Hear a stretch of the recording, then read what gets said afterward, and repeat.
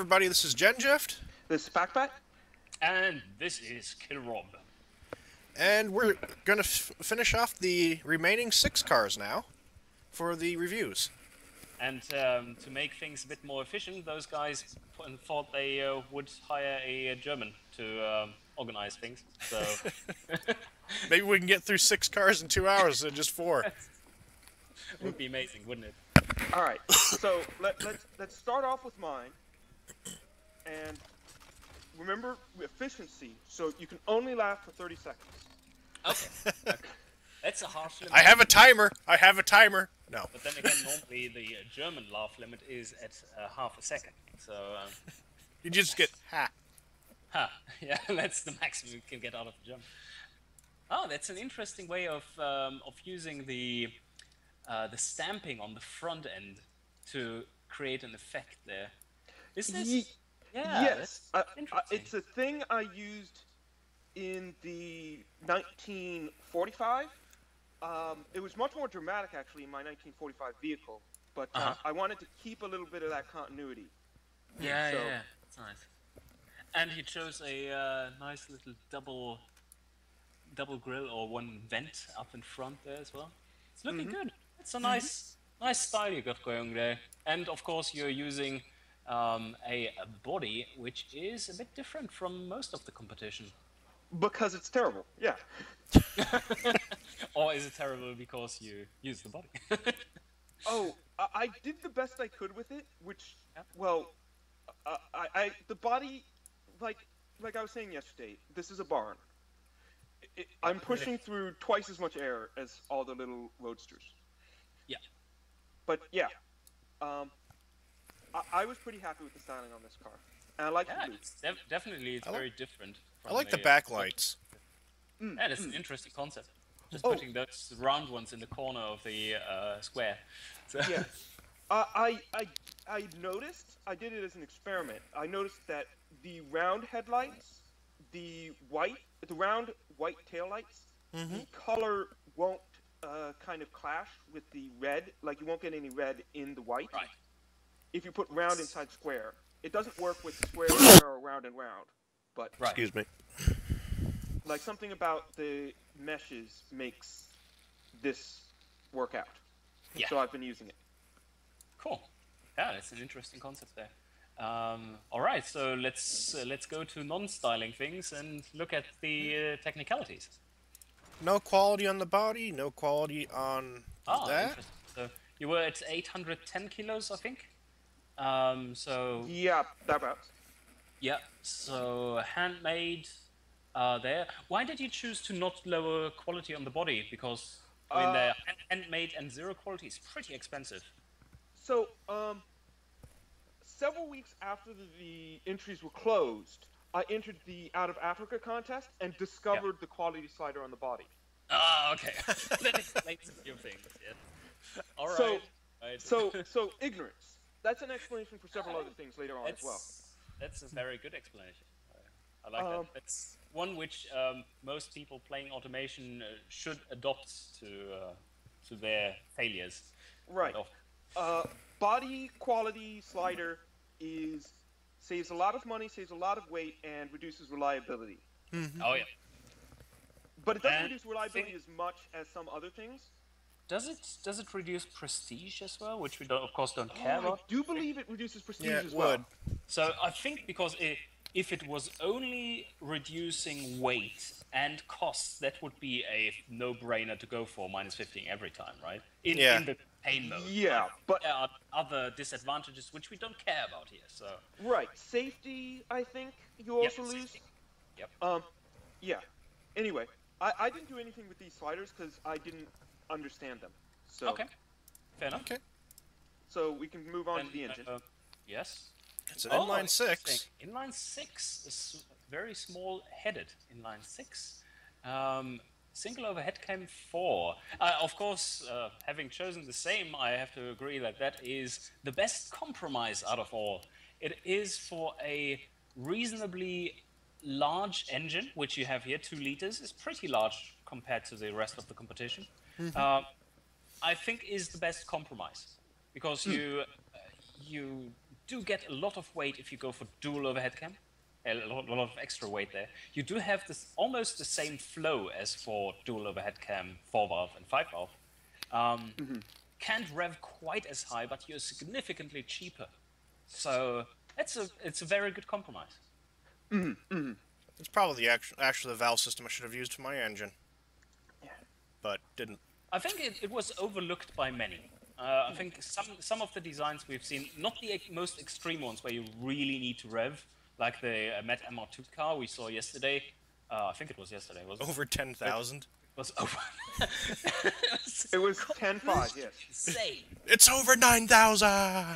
Far beyond 9,000. Strangely, that car isn't the least reliable engine in the competition. Yeah. But But yeah. I think he had the smallest engine by displacement. I don't remember who had the smallest engine by displacement. It probably was at Mad MR2. Yeah, because it was like 883 or something. Yeah, and so I've got 2 1/3 times that in 6 cylinders in a line. Okay. So let's see the other choices. You're basically square, which I think is a good choice for a medium-sized engine. And that is because if you are anything but square with being at the limit, you either cannot rev as high or you generate too much torque for the engine to take. So square is actually a good compromise here as well. I like that. And I think the engine bay in this car is a bit bigger than the one in the Mini. Yeah, Probably. Definitely is. One thing which I was like face palming over yesterday a few times was when I was seeing people chose forged H-beam conrods, which is a complete waste. And you have chosen correctly because normally in this competition you will see smaller, not as high revving, smaller high revving engines compared to normal engines, which means they produce less torque, and so you don't need the extra torque which you gain by the forged. And you don't gain any revs at all by going for forged. That's the other version of forged which gives you additional revs. So it's wasted money basically, and you've chosen well here. Yeah. I only put the forged in my engine because I was designing it for smoothness. It's lighter, yes. Makes sense. Yeah. Not by much, but I mean, Not that much. Right. You have to consider, is it worth the cost in this case? That's a consideration, worth a consideration at least. But yeah. I decided the 3 production units were worth it for the extra point of RN. That's really the only reason why I'm looking forward to it. Okay. But that is the piston. That is piston heads, yeah. Yeah, but they are kind of they are a good choice there. I have to agree. That's the one run is definitely worth it there. Yes. All right. So at the top end, you'll see this is where I spent my money. Right, +8. That's amazing. So you can rev much higher than what the design usually would allow you to. And because the design is much cheaper than the others, you can go to higher quality without being bankrupt. Yeah. I don't remember how much the total engine ends up costing. We'll see that later. But yeah. I see 70.5 production units. That's a lot. So, yeah. But yeah, this is an expensive engine. Okay, 64 cam profile is medium high for that time. Considering your +8 on the valve train, it is not very high though. So you have a nice mid in that. Yeah. Right. See, you aim for a reasonably wide power band. Yeah, I didn't want it to be just an incredibly narrow power band because I don't have 15 billion gears. You haven't? Why not? Well, I couldn't fit them all in. Like I could only fit 4 into the gearbox. Ah, I see. Like they haven't invented the extra line on the H pattern. All you have is those four gears and the dog leg for the reverse. Oh, okay, yeah. Those damn designers were not adept at drawing lines yet. So It's ruler technology was more primitive in that era. Yeah, yeah, it was much more from His slide rules. reliability of Pretty good. almost one is very decent indeed. Economy doesn't really matter because it doesn't tell you anything. Well, It is, let's see, you keep it below 500 for almost every single point in the rev range. Which sorry. is good. What page are you looking at? We are looking we're at still- the compression cam profile, VVL Oh, profile. okay. Yeah. We haven't moved yet. All right. Otherwise, we would be looking at your fancy twin turbo setup. Oh, yeah. Uh, Twin turbo right there. Yeah. Oh yeah. Well, I Sequential. saw that off the Supra. Like, Yeah, that was, yeah, exactly. That was my favorite car from Gran Turismo because the Supra RZ was my initials, RZ. Cool. Yeah. Nice. Okay, you went for a triple single barrel setup. Reliability. Reliability. Okay, yeah. The simpler you go, the more reliable it is. Many people miss out on that. That's a good point. And another good point here is you can crank up the quality for such a system enormously without incurring horrible costs. So that is a nice combination to have. Yeah. And Yeah. due to the rather low horsepower to weight limit, Yeah. you can still get the horsepower to weight limit easily. Right. And another thing is the single barrel. This isn't actually one of the things that I was thinking about because I didn't know it till afterwards. But the advantage of having the extra barrels is in fuel economy at low revs, which Exactly. we don't care about. No, we don't care about that. Yep. So for a race engine, going with a single barrel carburetor makes all the sense in the world. It does. Yes, that's true. That is So- true. Your fuel mixture is also very lean. Oh It's yes. Yes. I tried smaller engines before and couldn't. I think I went up a bit in size with my final revision so that I could lean it out a little bit more Ah, yeah. and still get the horsepower. Right. Okay. How have you been doing in the practice sessions with this one? Have you been among the best ones in consumption? Fairly badly. It is. But that's because you have a heavy car, right? That's Oh, probably because you have a heavy car compared to the competition. Well, it's the aero Right. that's killing me. The Like buying. the heaviness is also killing me, but it's primarily the aero that is just completely unretrievable. Yeah. All right. Yeah. So,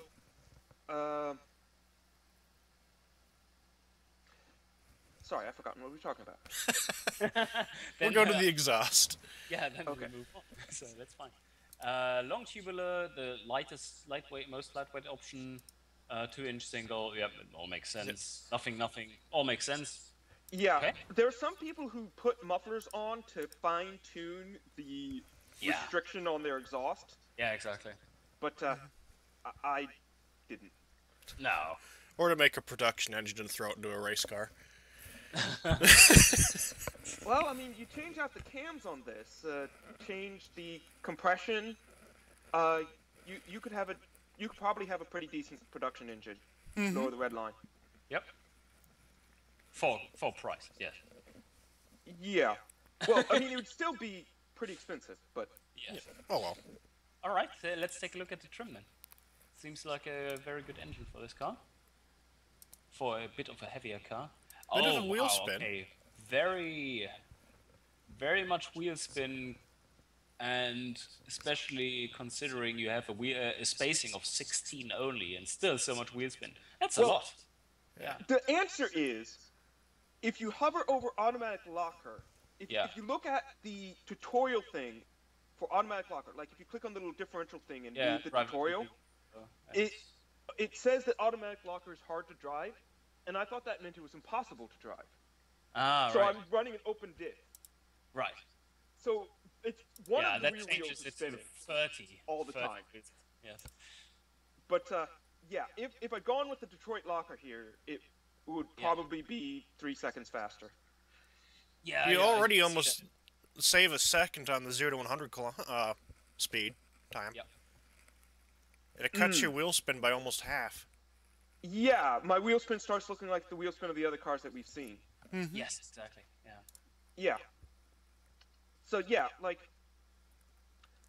I I put the gears very tall on this car because you know I don't like there's no retrieving the 0 to 100 km time.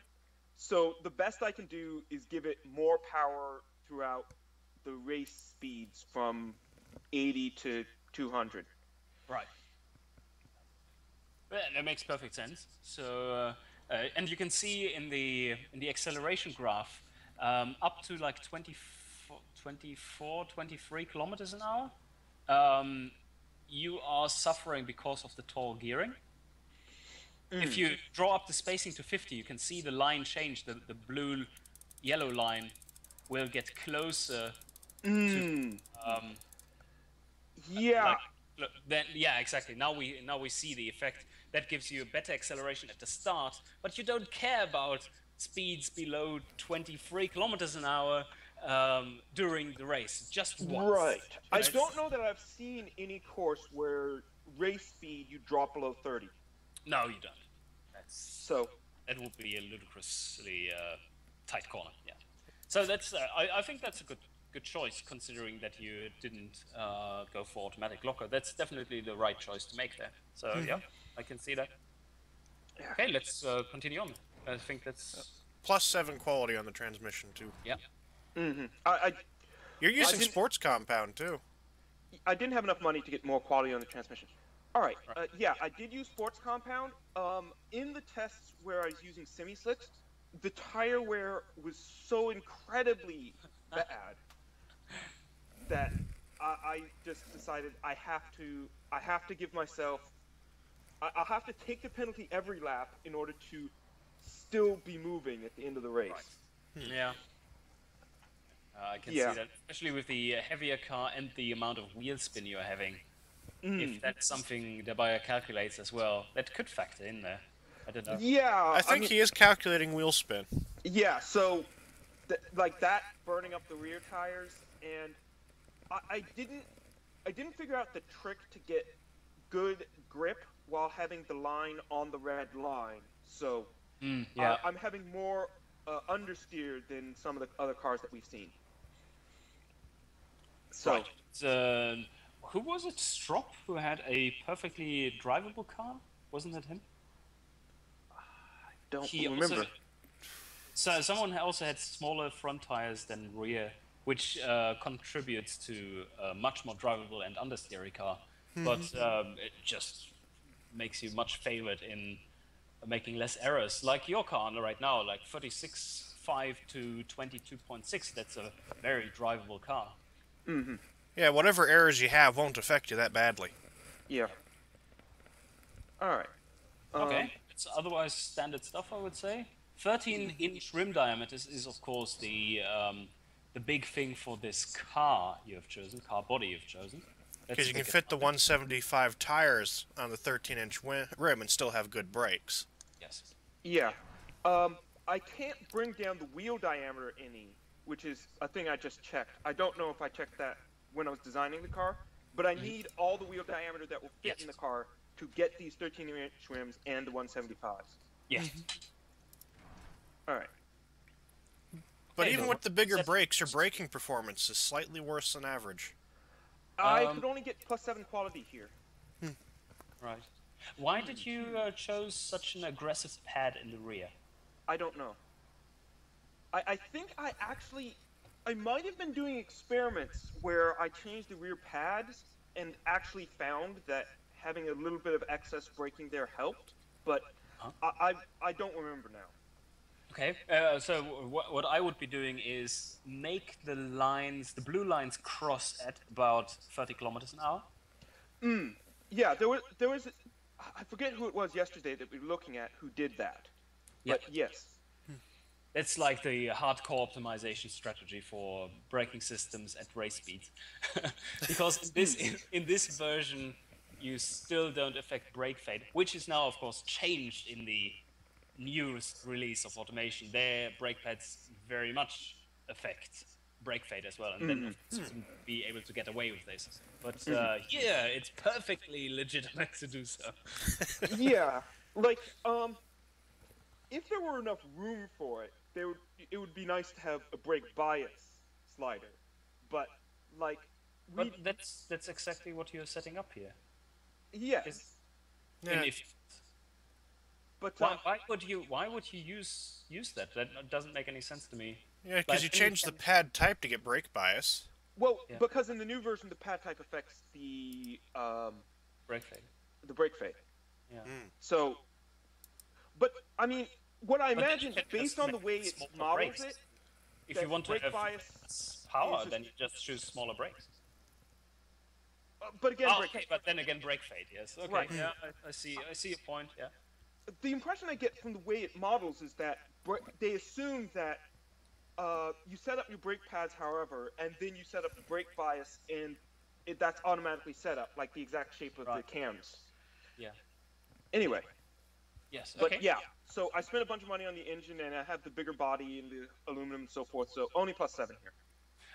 Also, what I would like to point out, having the larger brakes you have on there, which you can have on because of your 13-inch rims, also means that upping the quality costs more than in the case of the 10-inch rims. Yeah. So Although- it's natural that you have less quality here than the competition. Yeah. But on the other side, this 250 millimeter brake rotors on a relatively light car. I mean, this car is not as heavy as like that lovely sort of Jaguar-like coupe that we saw yesterday. Almost 1,000 kilos for some. Yeah. Yeah. So 800 kilograms, but 250 millimeter means I have like 5% brake fade. Yeah. Yeah, Although part of that is on the next page. you put airflow. All the airflow. Nice. I actually increased the cooling airflow to the engine to get more airflow at one point. Yep.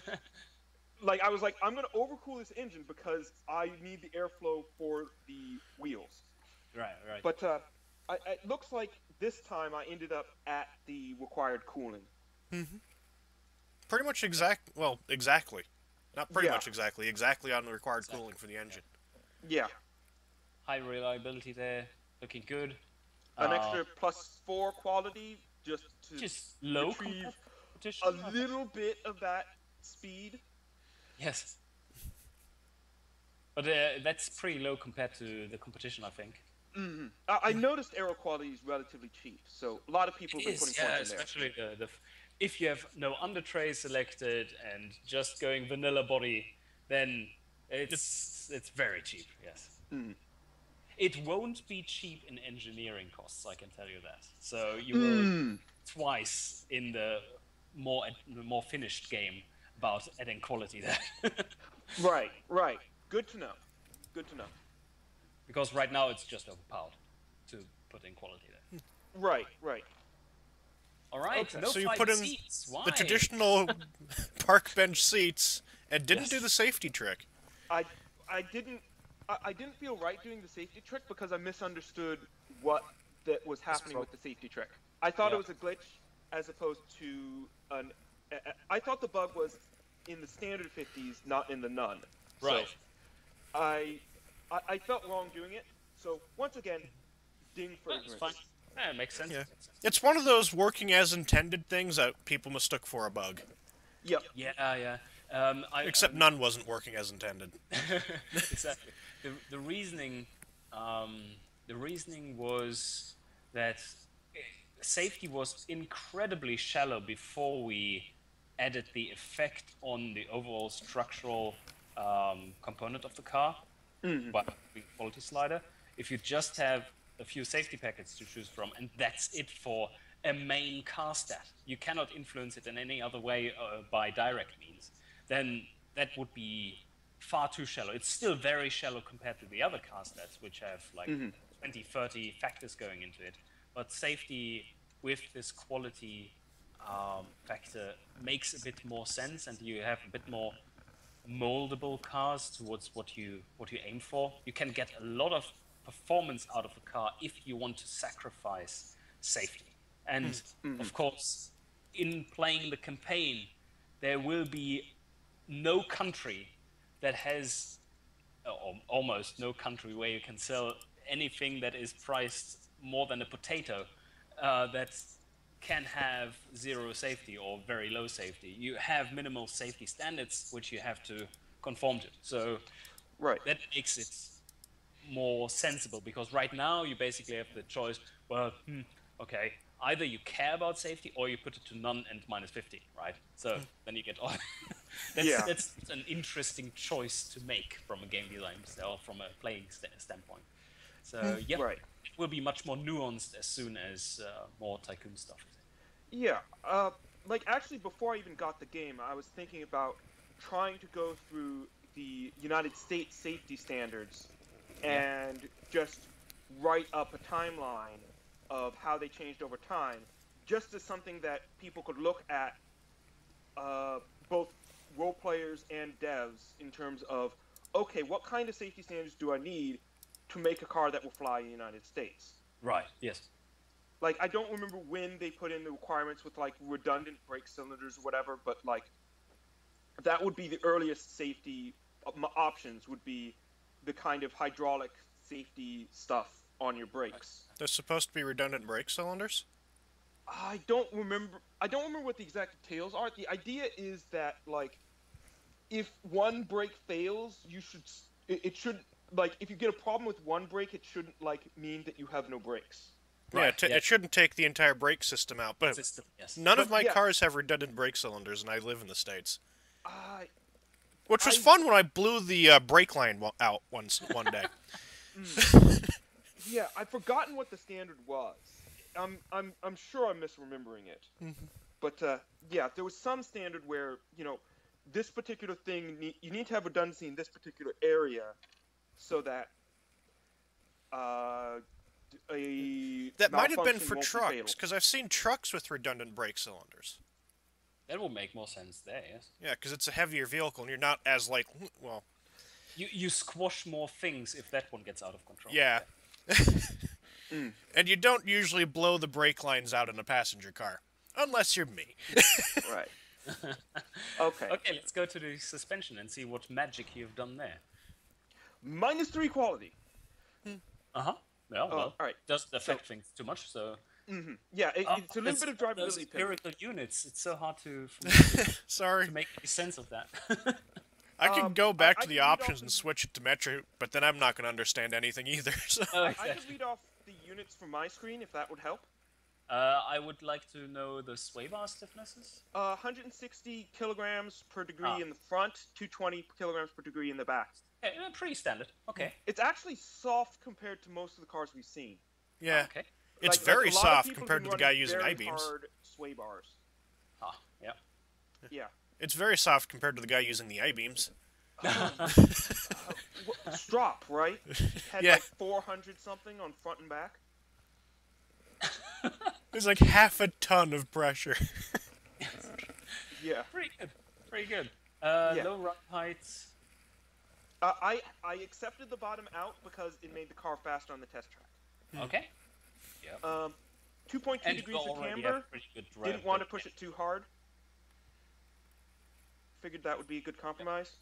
It probably is, yes. That's the range to be in. All Mm-hmm. right, let's see how it performs. Okie dokie. So we do have on the automation test track. 246.90. Okay, that is pretty much exactly 10 seconds slower than the very fastest car. I think. Yeah. 9 or 10 seconds, yeah. It's still a very fast car, especially if you compare to the first round of tests that have been made.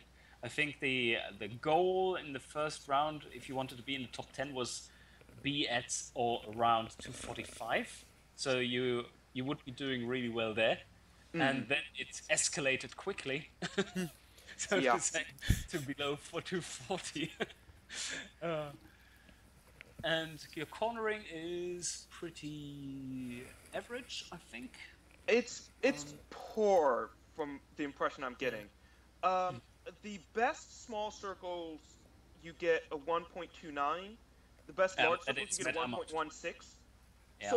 So on the large circle, it's not doing too badly, but in the small circle, it's suffering compared to all the little sprites. Yes. But it's substantially better than the worst cars, which get sub 1G. Really? Yeah, there's one car we looked at with .99 for both. Did they use off-road tires, maybe? It was just a big car. Was that car using semi-slicks? Yes, it was. What? Oh my god, that's bad. Just a second. I think the suspension was a bit special. Ah, Just right. a second. I think I remember which car it was. So. I've deleted it, so... Right. So I can load it up and I can tell you what kind of tires it was using. Yeah. It definitely wasn't off-road. But anyway, do you have another custom track? No, it was Sports Compound. I've got a custom. Okay. Okay, so it was sports. yeah. It was in fact Sports Compound. Let's run it now. I have no clue what time you would expect here. Nope. We haven't been running tests on this track. Nope. 2:26. 44. Whatever that means. Yep. All right. It's a time! We have nothing to compare it to. On which track? Brands Hatch. Oh, okay. It would be better if that was on the automation test track. My car does very well on this track. Oh, actually, I'll go ahead. You said Brands Hatch? Yeah. I'll go ahead and run your car on Brands Hatch, and then we'll have a point of comparison. Okay. Oh yeah, please do. My car is also not really a cornering car, so let's have that in mind while comparing, because Brands Hatch is a cornering track.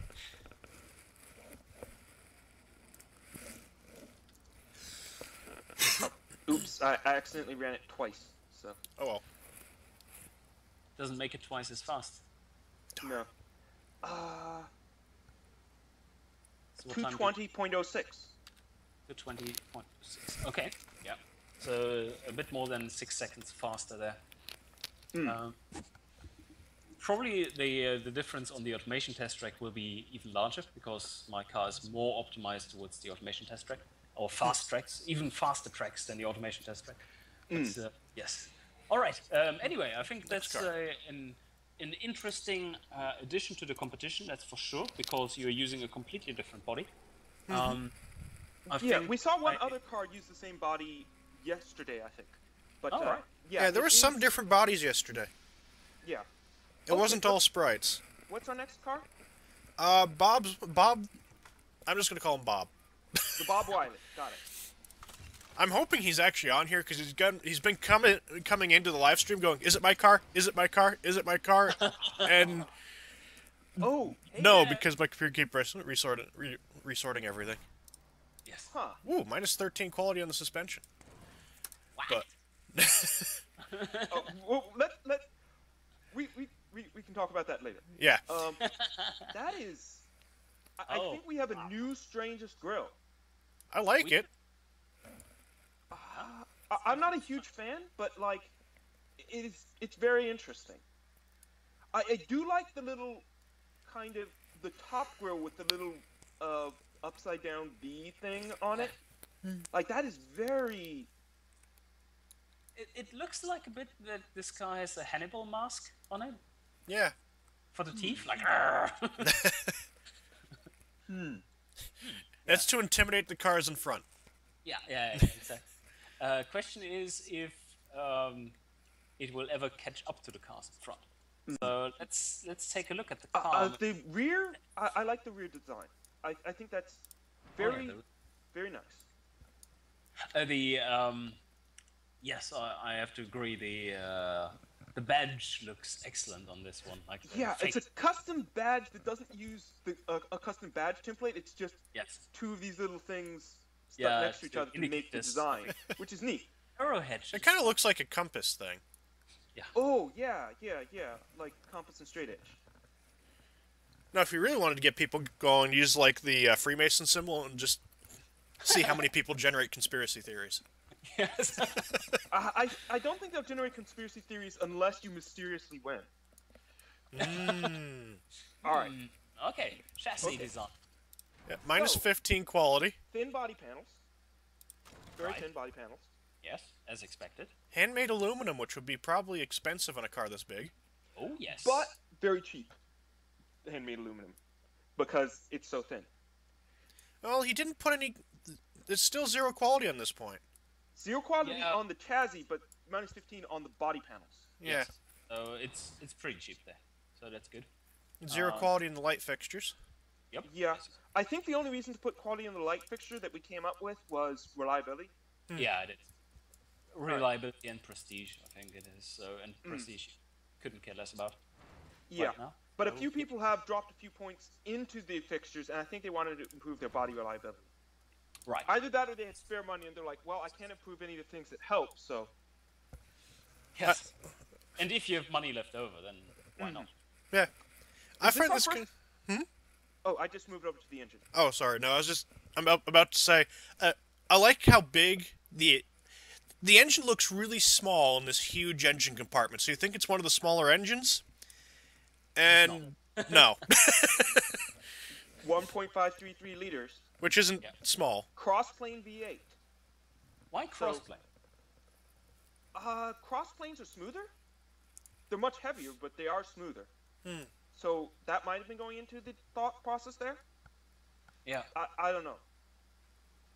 Dual Running- overhead, 5 valves. Dual overhead, 5 valves, short-stroked. Not grossly short-stroked, but short-stroked. A little bit shorter. Same as me. Cast, forged piston heads. Yes. But plus Excellent. 4 quality. So spending some money there. And a very nice power band up there. That's fantastic. Yeah. It's almost flat up there for over 1,000 RPM.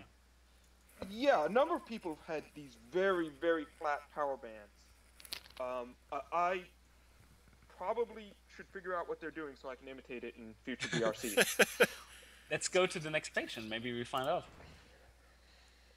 81, okay, no, then that's a nice combination of all kinds of things that adds up to it, because the higher your cam profile, the narrower your power band usually is. So I think what's happening here is that the drop-off from, like, valve lift at the top end is just canceled by the increase from RPMs. Mm-hmm.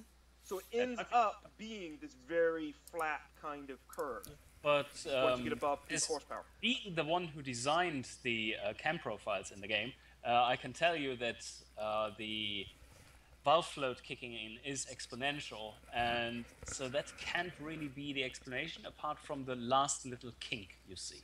The very last step. Okay. So, all right, not valve float. It's I don't know what I'm doing. I'm kind of confused by the power band stuff. Is it measured between this peak here and that peak there? Or is it just horsepower's power band? Do you mean the performance index? The conventional power band, like when people talk about power band, the usual way that it's just sort of like, if you want to just have a rule of thumb where you don't have to think about it, you go from the peak torque RPM to the peak power RPM is the definition of the power band.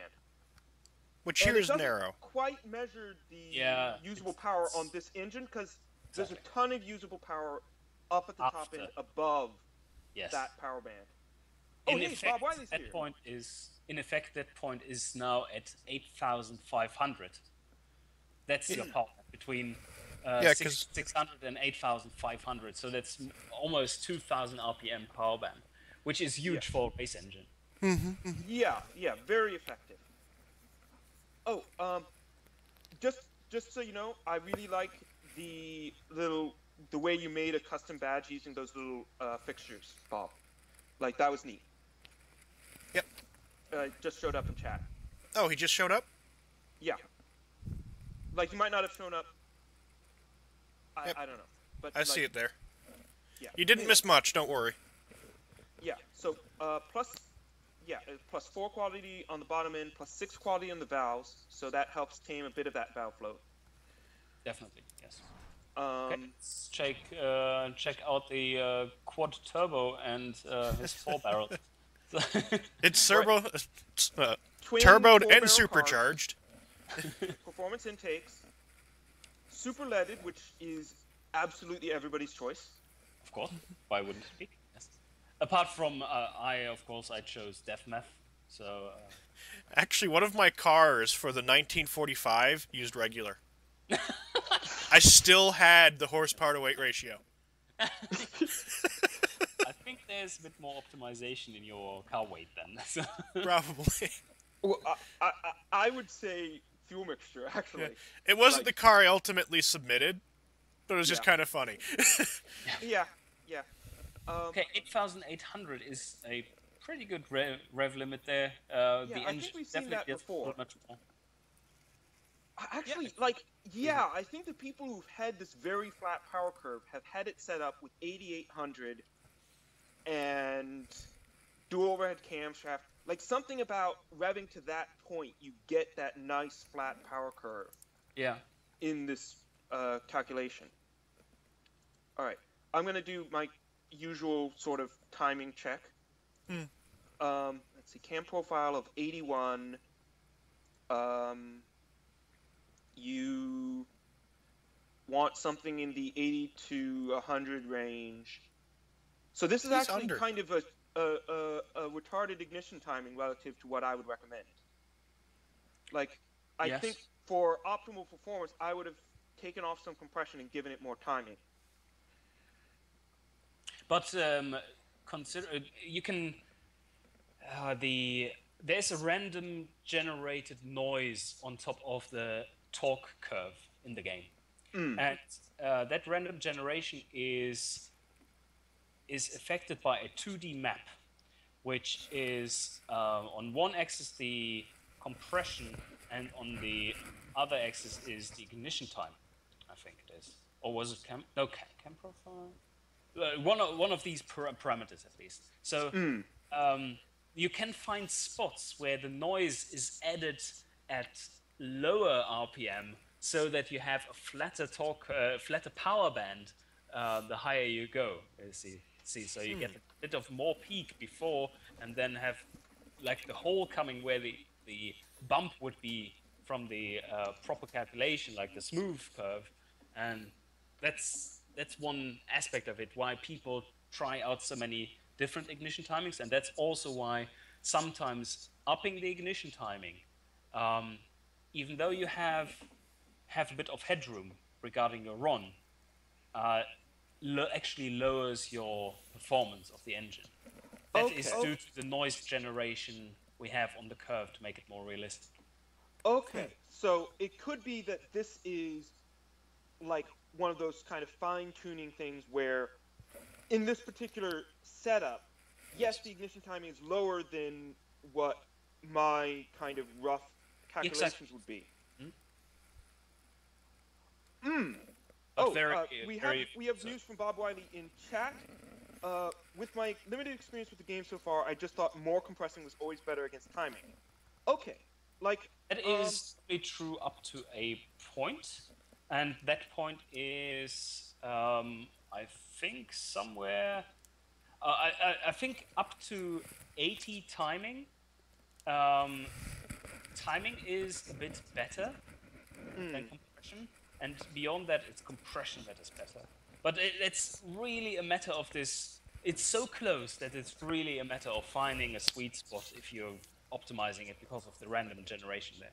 Right. Like, I did this massive experiment where I built a test engine and put it at every different cam profile at multiples of 10, and then I started at 100 timing, and I would slowly increase the compression as I lowered the timing. That's a good test, yes.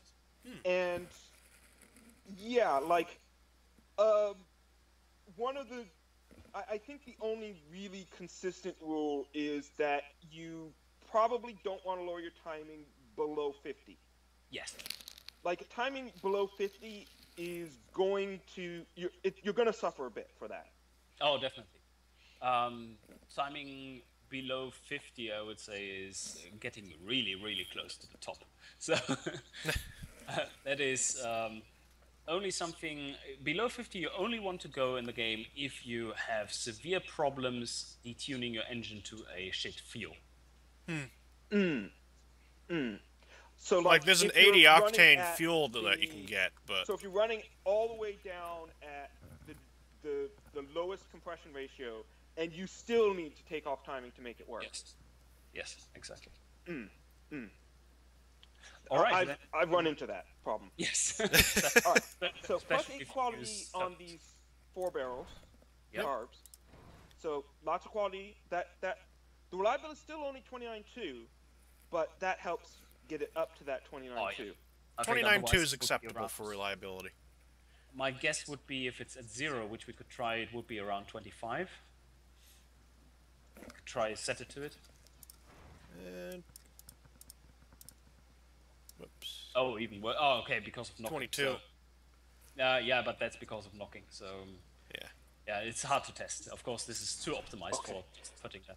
Anyway. Well, he's let's- got some room on fuel mixture, so I'm going to go ahead and drop the quality to 0 and increase the fuel mixture and see what that looks like. Okay, so yeah, with 0 quality, it would be about a 25, I think. Yes. 25.3. Yeah. Yeah. So good estimate by Monsieur Killrob. Of course, now what was the original settings? The original settings was 13.5 and a plus 8 quality. There we go. Excellent. I yeah. hit the hold button. Yeah, I should have done that. Finally, someone who uses this feature. Yay! Yeah. I'm the person who loves all the features that people complain about on the forums. Oh, that's excellent. Yeah. People have complained about the hold and revert function. Oh yes. Oh yes. There were loads of people who were very unhappy with that. Yeah. Can't see why myself. All right. Anyway, so this is one of those cars that uses a muffler to fine-tune the exhaust restriction for airflow restriction. Yeah. So that happened. Also, single exhaust. So these 2-inch. long tubes are all merging into one pipe going down to the back of the car. Yep. I think single exhaust saves weight relative to dual exhaust. Oh, it does. Yes. Yeah. Basically doubling it up. So. All right. What's the advantage of dual exhaust in the game? Like, is there a prestige boost for having the dual exhaust? No, or... it isn't. The advantage is with two exhaust streams, you can get about 3 to 4 points quieter exhaust than you would with a single. Oh, right! I forgot about the noise level. Yeah. You can also get more horsepower out of it, but that's really only relevant when you're trying to make big, beefy engines more than 1,000 horsepower. Exactly. Yes. Yeah. All right. I remember taking part in a horsepower contest where we had to get over 1,000 horsepower, and everyone had V8, so I put an i6 in there with over 1,000 horsepower. Yeah. Aha. Nice. That is getting close to the 6-inch limit there. Yeah. A lot of money in this engine. This is 1,000 material cost, 100 production units. This is actually more expensive than my engine. Yes. It's a good deal more expensive than your engine. Yeah. All right. But okay. So a lot of money spent on the engine. So that'll What probably. we have in drive? Here you see the effect of the power band. That's amazing. Oh yeah. Sawtooth. Yay. That, It plateaus. Yes. yeah. That is kind of fantastic. It's like he's accelerating up to I think this is like 75 kilometers an hour, and then he engages his electric drive. Yeah. Oh, it's the same power. Yep.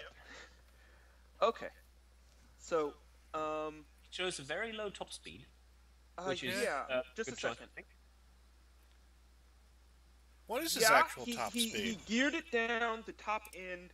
There's more top speed available if he had gone with longer gears, but better to get to that top speed than to have it. Yeah, but he is getting the average, roughly average top speed. Yeah. So he's, even though he's geared it down, he's not running slow. No. This car's a pretty good sort of aero to weight ratio. Yeah. Yeah. All right. Automatic locker, Automatic like a locker, sane 7. person. Yep. Exactly. Exactly. And here, Plus 7 also quality very- on the transmission. Sorry, what are you looking at? limiting gearing for any speeds below 40, which is fine, because you basically never are there. But otherwise, like if you would increase spacing to 50, you would get a faster 0 to 100 time there probably. But of course, the wheel spin and everything that doesn't make it better. So it's a good choice for the gearing here. And yeah, let's continue onwards. Well, the only slight problem might be is if the driver over revs the engine during the going downhill, but I don't think Der Buyer takes that into account with his calculations. No. I could imagine having. Wow. Having... It's different. Okay. Oh, the 155s you're looking at. Yes. Yeah. I imagine, like, that's where this D 1.01 comes in the curve here. I never considered playing with less than the maximum tire width I could get. Right. Yeah. It's just not an option that I've been looking at. I've been looking at it for my car, but ultimately you can go a bit faster using the maximum tire width always if you manage to set up the suspension accordingly. Yeah. But on the other hand, drivability is so much easier to get a good value for with using smaller front tires. And he's got a very good drivability drivability rating. Sort of metaphorical engineering cost, not in-game engineering cost, actual player engineering cost. Yep. It might be a benefit to go with the narrower tires in the front. Oh, definitely. Yes. It makes a lot of things easier. So, yep, okay. Otherwise, no offset. No offset, 13 inches. Sport compound. Yep. So he shouldn't have too much of a problem with tire wear. Yeah, he could fit bigger wheels inside his wheel arches, but he doesn't need them. No. 620 is the minimum for 13-inch and 175s. Right. Yeah. So, all good there. That's optimized. Okay, let's move to the brakes. I see he followed your advice. Ah, yeah. Even more extreme. Like, that is very extreme. Yeah. +6 quality on the brakes, but he softened them up to get optimal braking at high speed and doesn't need the braking at lower speed. Yep. Well, he could reduce the brake distance quite a bit by going to pad type, I think, 28-ish. I'm doing a quick check. If you went up to a pad type of 40, I clicked up, paged up twice. His braking distance would drop to a 43.9 meter. Yep. Versus 44.5. So now it's not a huge difference, but it is a measurable difference. I'm committing the crime of mixing measurements with metric and English. Yes. But he's saving 2 to 3 feet. Yeah. Which can be the difference between hitting the wall and not hitting the wall. Right. So one effect which we can see here, though, which is probably why he did this, is you can see he doesn't lose drivability going down with pad type, but he does lose sportiness, which increases his drivability sportiness ratio, which makes the car more drivable.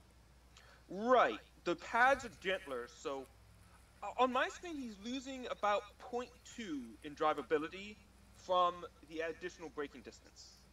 Right. But the sportiness goes down twice as much. Yes. Exactly. Yeah.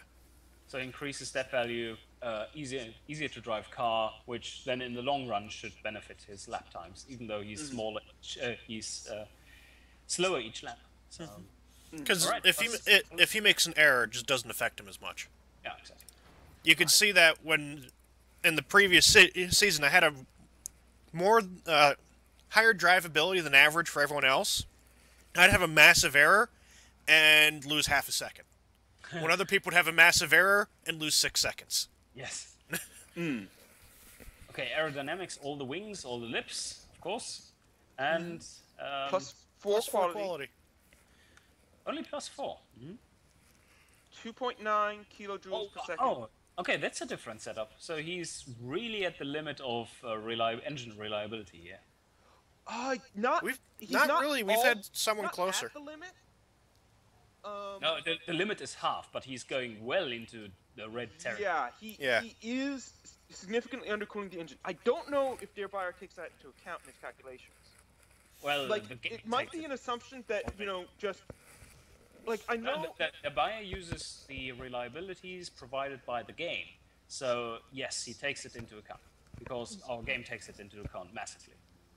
Right, I mean, for the average reliability, I don't know if it affects the engine reliability for Dearbuyer's calculations. Oh, okay, I see what you mean now. Yeah, probably not, because we took that We out. could do a test. We'll bring this up to, well, not before we bring that up. It doesn't affect the engine. So, That's- it won't affect this number over here? No, it won't. Right. It won't, because Right. the engine is sitting on the dyno, not in the car. you know? Okay. It wouldn't make sense to have that effect. Yeah. I was gonna say, I think it was Matt MR2 had just about exactly half. Yeah, if he went another tick down, his reliability Like, was if he 0. increases brake flow by less than 1/10 of a kilojoule per second, his reliability drops to 0.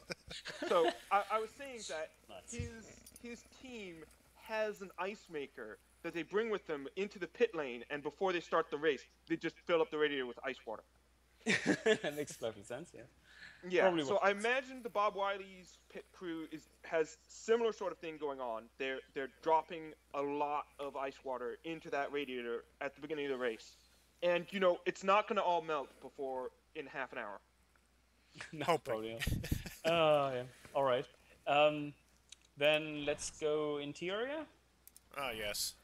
So Interior is negative probably 15 all the way across the line, including that's on the phonograph stat. that he doesn't have. Yes. Excellent. Yeah, that's all standard stuff. We've talked about that already, so let's continue on to suspension. Very Progressive tamed springs? car. Very drivable Very. car. A lot of people use progressive springs. Some people use standard springs. Yep. My guess was that progressive would be better, just because. Well, for racing, standard, of course, in reality, are much better. Yes, But, with their progressives, buyer if and you- control, drivability, the progressive springs are more Are forgiving. much better. Yes, exactly. So, minus 13 quality. I don't. Wow. Why really? Ooh, look at that sway bar stiffness. Wow. Okay, that's for a tank, basically. Yeah. Yeah. We have a new record. Yeah. Yeah, 620 kilograms in the rear there. 600. Those sway bars are so hard that they're actually improving the weight distribution of the car. He's got so much sway bar under those. That's so fun. Like lowering the all he's the lowering things, the average. He's lowering the center of mass by welding those I-beams across the back of the car. So he went for a monocoque chassis with a leather chassis beneath. Yeah. So Kind of. Okay. very anyway, interesting car. But he's using very low camber. So Very low camber. Yeah. So he's that's not going to have help tire wear with issues the that a lot of tire other wear. people do. Yep. Well, you've got a ton of understeer compared to a lot of other people, so he probably needs to run this low a camber just to keep that tire wear from being all the way gone. And Bob says that the minus 13 to quality only affected his time by 0.1 second. Yeah. Huh. Yep. That was my my thing with this as well. I tried it out if that changes track times or anything, and it really doesn't. It saves you a little bit of money, but not much. Like Yeah. a few dollars here and And there. it's a Well, little bit he- less comfortable, but 41 too bad, cents driver.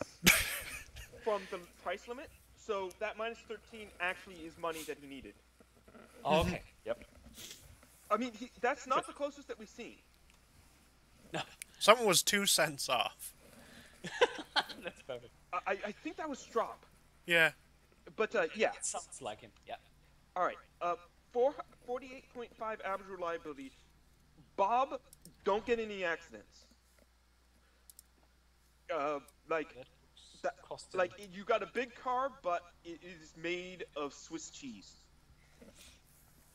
Like you want to be very careful about. You tell your driver to be very careful on the road and avoid accidents. I was going to say popsicle sticks, chewing gum, and toothpicks. But actually, no, that would be less reliable. That would be Yeah. all that Guyver needs to fix up the car. Yeah. 242. Very good 80 to 120 time, 3.6 seconds. I think that's one of the best 80 to 120. Yeah. Because most other people only get 3.7. Okay. Yep. 3.6 is a really good time. Yes. And And let's see. 7.30 Yep. Not the cornering is very weak at high speeds. 1.02 Gs. That's Pretty down weak near at the bottom. all speeds as well. Yes, but like less so compared to the field. Yep. Okay. Like it's like a C at 20 meters, but it's like a F plus at 250. Okay. So I just ran him around the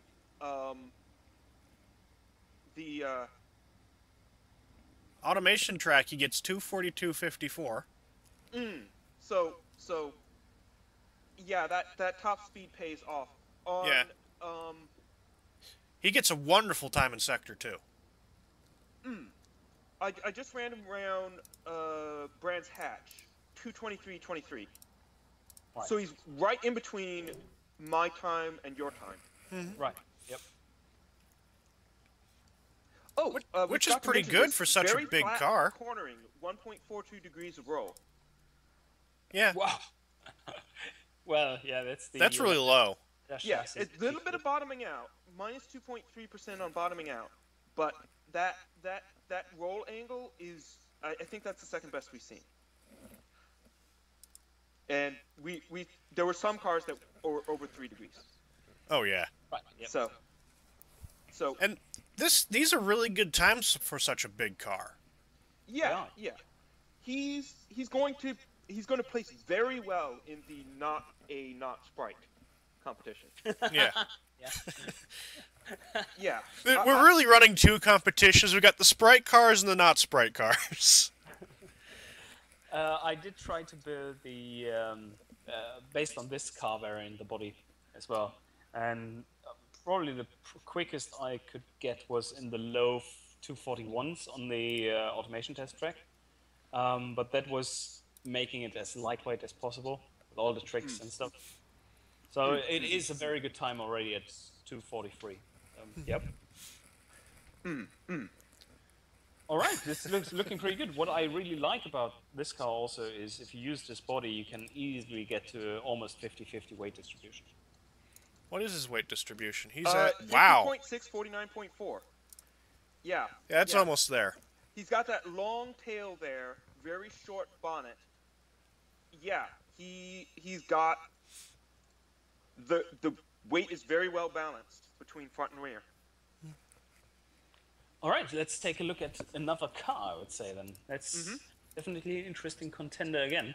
I don't see him winning with this one, but it will be He's not going to do bad. He'll do pretty well. He's gonna get a good number of points over the course of the I think so season. too, yes. Yes. All right, who's next? Pesky. Pesky. No idea who this is.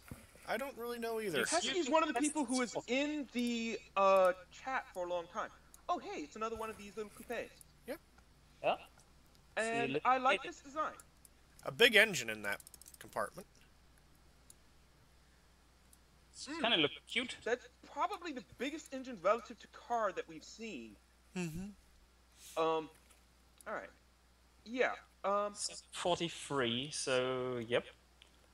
Also pretty heavy compared to all the not sprites. Lighter than my car. Yeah. But, yeah. Of course, I like do the this so it Family actually car. I calculates don't have it much correctly. to say. It's just a very sort of classic kind of. Actually, you're going to hate me for this, but it reminds me of the Trabant. But I like Yeah, the Trabant. slightly. Yeah. Like It has I some actually, good sides to it. Yeah. It yeah, could, it's probably made out of better quality materials than Trabant, even at a -7 on the body quality. mm-hmm. But yeah, like from a styling perspective, I actually like the Trabant. Oh, +3 on the chassis. Yeah. So spending a little Wow. bit of money, little bit of extra weight to get a good bottom plan for the car. But he was running -15 on the body, or No, only -7. -7. That's a weird compromise. Interesting. See how it I works. guess something about didn't want to give up that much overall reliability. I don't know. He didn't want to get up all the prestige of the Trabant, you know. Yes, Chat's yes. funny. All right. Wild Pesky Boy appears. He used low experience. It's super effective. Yep. Zero quality for the fixtures. Yeah. Okay. So standard choice. Another cross-plane V8, Yep. 40 valve. 1.7 liters. Yeah, Do- short stroked. Yes. Very short stroked. It's really under square. Over square, I mean. I mixed those up too. Yeah. All cast, so very cheap bottom end, And no Very. point. and no points in quality. So, But he has a reliability of 35.8 anyway, so he doesn't need Yeah. to put in yeah, anything there. That's very high reliability. That's almost as high as the one I have. So No quality top end either. yeah, he just has enough cam profile to keep the valve float at amber. Yeah. I call it Yes. an amber. let's say it's orange to the normal people. I'll let you get away with it this time. Yeah. It is amber colored though. Yes, I can see that. Yeah. Relatively low compression.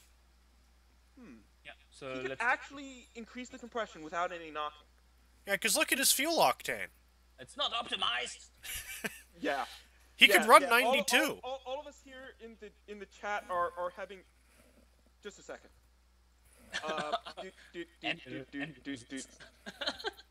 Yeah, he could add a Twice. point of compression, take off a point of fuel mixture. He'd have pretty much the same performance index, better fuel economy. He loses a little bit of responsiveness. That's it. Which is good, by the way. You want to have as low responsiveness as possible because, not as low as possible, but below 20, not below 25, but as close to 25 as possible. He is already below 25, Yeah. so that's fine. Anyway. Yeah. Oh, it does give him one more horsepower, which might be more than he has room for. Right. Okay. It's a good looking power curve too. Yeah. Very nice. That's a very nice power. He's using regular leaded fuel. We have a regular leaded fuel. Oh, holy crap! I saw 90.4. Yeah, I I immediately was assumed that it was optimizing like 92 as well. I assumed it was optimizing for 91, because that's Oh, the okay. that's the regular unleaded. But no, this, we have our new daily driver. Yeah. It looks like a perfectly sporty daily driver. Yeah. Very It's very aggressive cam profile for a regular car, but you know. Yes. Uh, Also, its fuel economy at cruising revs is really bad. Well, 2-barrel carburetor, twin carb. So, Yep. so I think that's part of the reliability there. If he'd gone up to the 4-barrel, that would be another 2.6 reliability gone. And better fuel economy down at the bottom end. Right. A lot better. Also, ignition timing is pretty low. ignition timing is pretty low, but I think that's still in a reasonable range Yeah, for. it is. Yeah. 8,000 Yeah. definitely a good RPM limit for this power curve we see here. He will only really rev out in first gear, I think. It's actually it is. I'm looking at my cheat sheet, and it is on the low end for the aggressive ignition timing he has. Like, according to my notes, you kind of want to push it up towards 80 when you have an ignition timing over 70. Right. But he went with the low ignition timing. That does reduce responsiveness, which I guess is not a bad thing. No. But yeah, this engine is, oh wow, +6 quality on Yep. these carburetors. He's going for quality here. It's the first quality we've seen on the engine itself. Yeah. Well, I mean, 806, 542. This is a cheap engine, and he's not pushing anywhere near its limits. So, huh? No. Yeah. Okay, exhaust then. Exhaust. He's No got. surprises here, no? It's a Standard? little bit restrictive, but It's not actually otherwise, no restricting the surprise. engine any. It's not actually restricting the engine any, though. Oh, if you go up to a 2-inch exhaust, he would get an extra 3 horsepower. So it is a Necessary. little bit restrictive. Yeah. It not so much that the little diagram over on the right Warning shows doesn't it. like. No. The warning light doesn't show up, but he could have more horsepower if he opened up the exhaust a hair. Yeah. But it might be like that because of the horsepower to weight ratio. Sure. Yeah. All right. So a relatively cheap engine, 50 production units, $800. Very cheap compared to the competition. It's half the cost All right. to some of them. So And looking very good. here's where he spent the money. I just went to the transmission. +10. +10, automatic locker. He's that He has 7.0. very low gearing. Yeah. As very very high spacing, as in very short gears. Right, yeah. Well, looking at his wheel spin, he's setting it up so that he has just a little bit of wheel spin in second gear, and then goes onwards and upwards. So I'm betting this car is going to be very fast in the 80 to 120. Right, that makes sense. But yeah, it's a much shorter gears. The gearing is definitely much shorter than most of the cars. Most of the cars went very tall with their gearing. Yeah. Yep. Just a To second. 100 kilometers an hour in first gear. Yeah. Right, he is a little bit short on the top end for that speed to the top end, which is appropriate. Almost everybody does that. Yep. Okay, on to the next tab. Tires, no surprises. Yeah. Semi-slicks. More offset in the front than the rear, and a ton of offset in both. Yeah. Right. Like, this is a thing. Actually, this is a thing that I was thinking of too. I don't know how much I did it with my car, but like a wide stance for a very small car, like that is one of the things that made the Mini very good, was that the wheels were all the way out there. Right. So that probably makes for better handling in a number of ways. Semi-slicks, it's a lightweight car, it doesn't need to economize. Nope. All right, brakes. +5 quality on the brakes. +5 quality on the brakes. Very moderate. Yes. So it's a braking distance of 43.3 meters. The rear brake disc size is actually smaller than he could have. Just a second. So he could. I think he could run a pad type of 0. Ooh. Huh? He's not getting any brake fade running at a 230 on his rear rotors. Ah, okay. Like the That's- back end of his that's- car yep. is so light that he can actually go down to a 230 and not have any brake fade issues. Okay. So he's saving a little bit of money and a little bit of weight by having those smaller rear rotors. Right. All right. Okay, that's an interesting choice there. Yeah. And 25, he's got a little bit of extra brake pad in the rear, but he has softened it up a fair bit for the drivability. Yes. All right. He So has aerodynamics, standard fare here. an ounce of brake airflow just to make the cooling exactly as required. Exactly. That's what's left over there for the click on the main slider. Yeah. And +5 quality for the aero. Yeah. So, -15 and -15 on Yep. interior. he's got the standard lack of comforts and standard lack of safety. It's like those places where they always say, yeah, safety first, and you know, it ain't safety first. Yeah. Safety is it's not last. Not Okay. quite. Set up again. Comfort's last. Safety's next after that. I think actually prestige is last. Prestige is so comfort far and then last that it's not even registering. Oh, fair enough. +1 quality on the suspension. Progressive springs. Pretty Negative, sway bars again. pretty stiff sway bars, 240, 380. A few degrees of negative camber, less than 2 degrees of negative camber. So that's going to help with tire wear as well. But other than that slightly stiff sway bar, it's not too far out of the ordinary. Yeah. Okay. Overall, looking pretty good. Good reliability. Let's see how it performs on track then. 241.78. That's really good. That's really good performance. Acceleration 0 to 100 is really fast.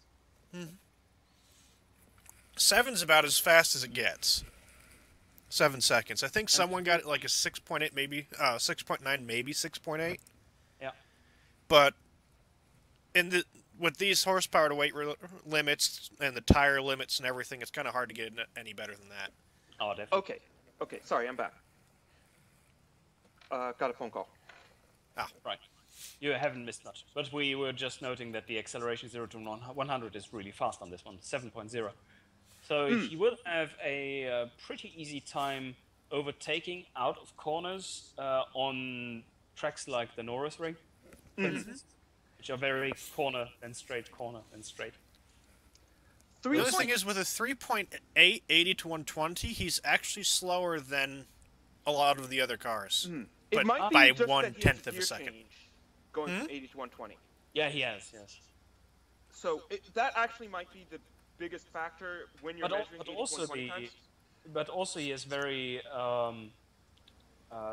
he doesn't have very tall gearing, so that's also his power band, even though it's pretty flat, doesn't really flatten out over the whole thing between 80 and 120. He still has gaps in there. So that Yeah, might- that is also a thing. So, Hey, like, overall, really good. Good cornering, though. Yes. yeah, I just 120. ran it round the Brands Hatch Indy track, 221.38. That's good. That's really good. Yeah.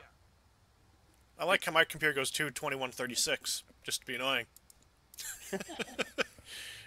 Yes. Doesn't really matter. That is obligatory. One must always be annoying. Right. He has really good cornering for the high speed though. Oh yeah, that's good Yeah. cornering for high speed. Oh, let me check the top trumps real quick. That is almost as good as the best cornering cars on the large circle. 1.16 is the best that anybody gets, and he's got a 1.15. Wow. Yeah, and 1.20 is pretty good on small corner as well. That is up there. Yes. So it is.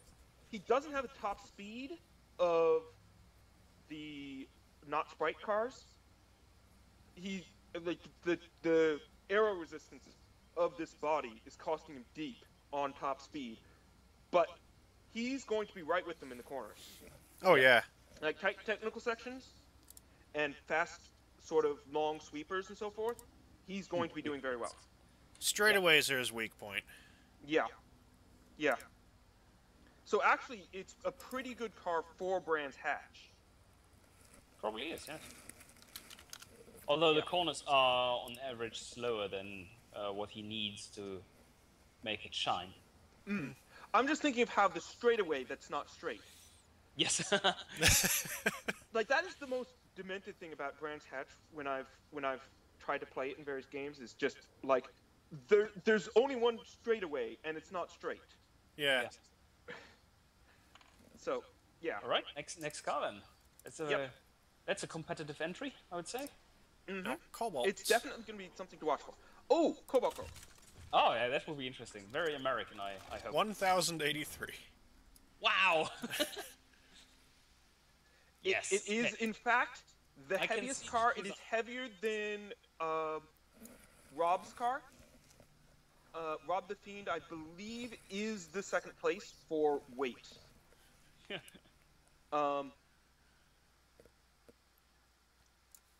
This car almost looks like it has eyelashes on. I mean, Yeah.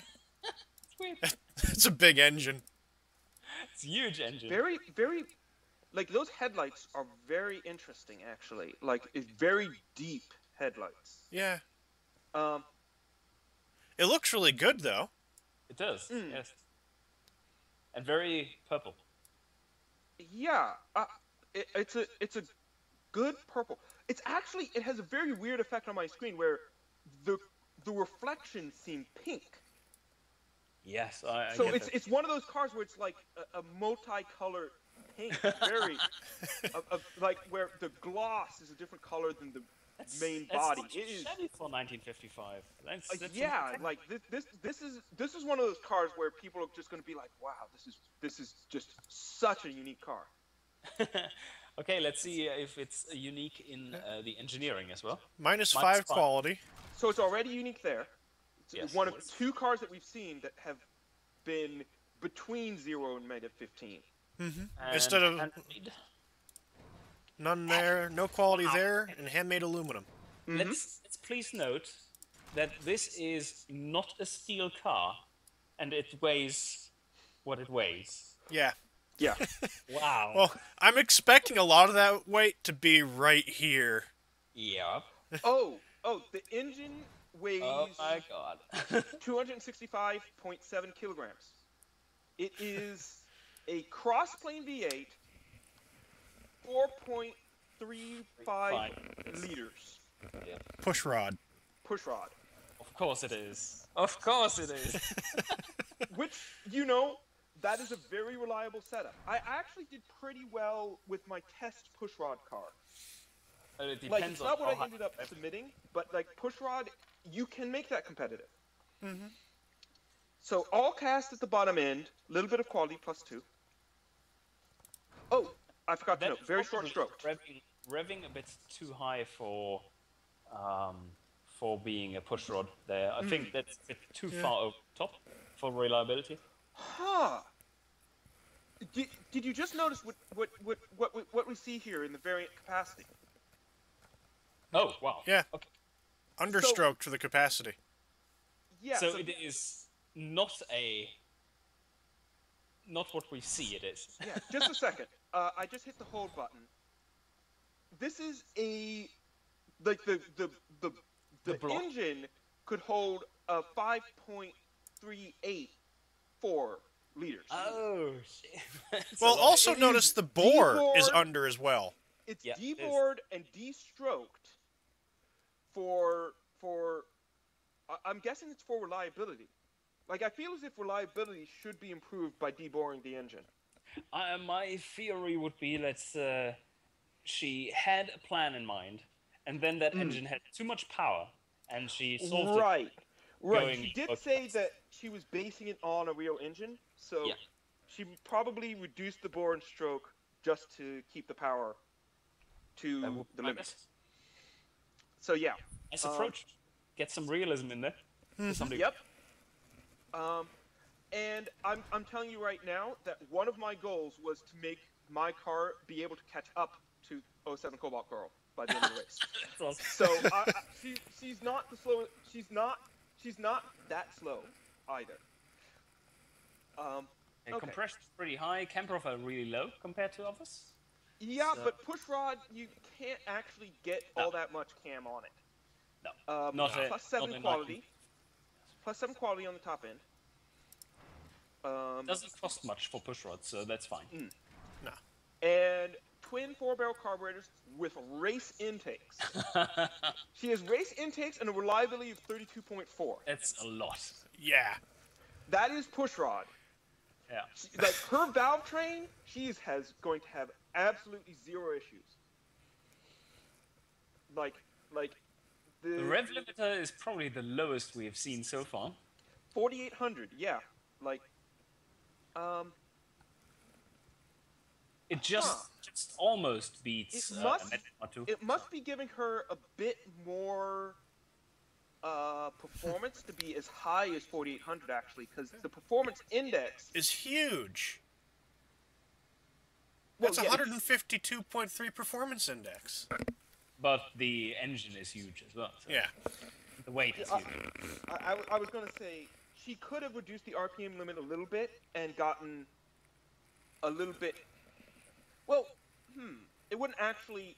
No. Like increasing the RPM limit more is what reduces reliability. It's imperceptible difference in reliability going from 47 to 48.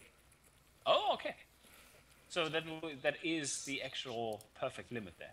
Oh yeah, it is. It is. That's right at the limit for what she can do. Yes. So You it got a was- 49, it just starts tanking. I retract my previous statement. So That is the perfect spot. So 53 is low for ignition timing, but she doesn't need the responsiveness. So No. And her cam's low anyway. yeah. So I mean, even at that cam profile, 53 is lower than what my experiments would suggest. But she doesn't need it. So That's very 53 true. it can be. So exhaust. What do we have there? Oh, Probably plus low yeah, quality, I which- forgot to mention. Dual Tubular. exhaust. Tubular, not long tubes, just regular tubular exhaust. A reverse flow muffler. And dual exhaust for once. So that's Yep. interesting. So I think that reverse flow muffler is fine-tuning the engine restriction. Because the exhaust diameter does very slightly restrict the power. You lose about 5 horsepower at the peak. So, Yep. That's going to be a weight ratio limit again. and plus 1 quality. So very fine-tuned on that top there. On the flow. Yep. All right. Let's take a look at the car. And very expensive material costs, but not actually that much in production units. 50 production units, but 1,500 material costs because it's a massive, massive engine. Oh god, it's a big. Where's the weight? There it is. 265.7 kilograms. Massive. That's like a quarter of the weight of the car. Huh. Okay, I'm looking at the gearing, and I think that there probably would have been a bit more speed to have the top gear be shorter, Yes. because like the top speed actually goes up if you make it shorter. Yes. So it might, what it could be is just that downhill on the automation test track rewards a car with taller gearing. But I feel as if I still would have gone with a shorter top gear. Yeah, me too, definitely. But- like shorter top speed, or lower top speed, and lower spacing. Then that would probably be better for performance overall. Anyway, +5. automatic locker differential Yep. +5 quality on it. That big engine is big price, so not a huge amount of money to spend there. That wheel spin's been better than the past couple of cars we've been looking at. Huh? It's Right. also about Maximum 50% drivability for more this weight. car. Yeah. I guess with as much power she has to increase that drivability to keep everything. We see the American car effect here, though. That muscle cars in general have really crappy stats. Yeah. They're bad cars if you take them on paper. There's a market for them. I don't say anything about that, but they are just technically they are not really good cars. And you can see that in the stats there again. It's like it's a very nicely built muscle car, but it has low drivability and even lower sportiness. So, Yeah, this might be one of the least lowest sportiness in the competition. I think actually yes, this is a car that is the lowest on the sportiness metric in the Yes. competition. very drivable setup here we see for with the smaller front tires, semi-slicks 13 inches. A lot of rim offset in the front, more than in the back. Yep. So again, we have that wide front stance. Yes. Like we've seen that in a couple cars now. All right. Brakes. Brakes. I'm a little surprised by the 90 on the front pads. Me too. I think upping that would make everything be better. Except Yeah. comfort. Yeah, whatever comfort. which we don't care about really. So yeah, it would be better everything. I'm surprised by that. We probably ought to do some tests to see how that, if I were designing this car, I would want to know why that 90 was there. Yeah. All It right. takes the car nearly 8 seconds to stop from its top speed. Wow. But the top speed is very high. We have to. The top speed is high, and this car actually, just a second. Yep, this is the longest braking distance of any car in the competition. So yeah, it's not a huge surprise that this car does not stop very quickly, and it's actually even more aggressive on those rear pads in terms. Sorry, even more passive on those rear pads than you were suggesting. Like it crosses the line at 115, 120. It is far too high. Yeah. All right. +1 on the aero doesn't actually have a huge amount of aero quality. Wow. A That's a little, lot of top speed considering that's only +1 aero. it's somewhat undercooled. 82.8 versus Yes. 99.8 required. This thing's got the engine to force it through the air anyway. Yeah. Yeah. Just bulldozing through there. And -15 on all these qualities, even though there's no safety equipment. Right. Doesn't matter. Yes. So that, How much weight would she have saved? like 80 kilos. Yeah, Yep. that would have made her the second heaviest car. It would have, yes. It actually would But- increase but- her sportiness into 20.3 and drivability to 26.3.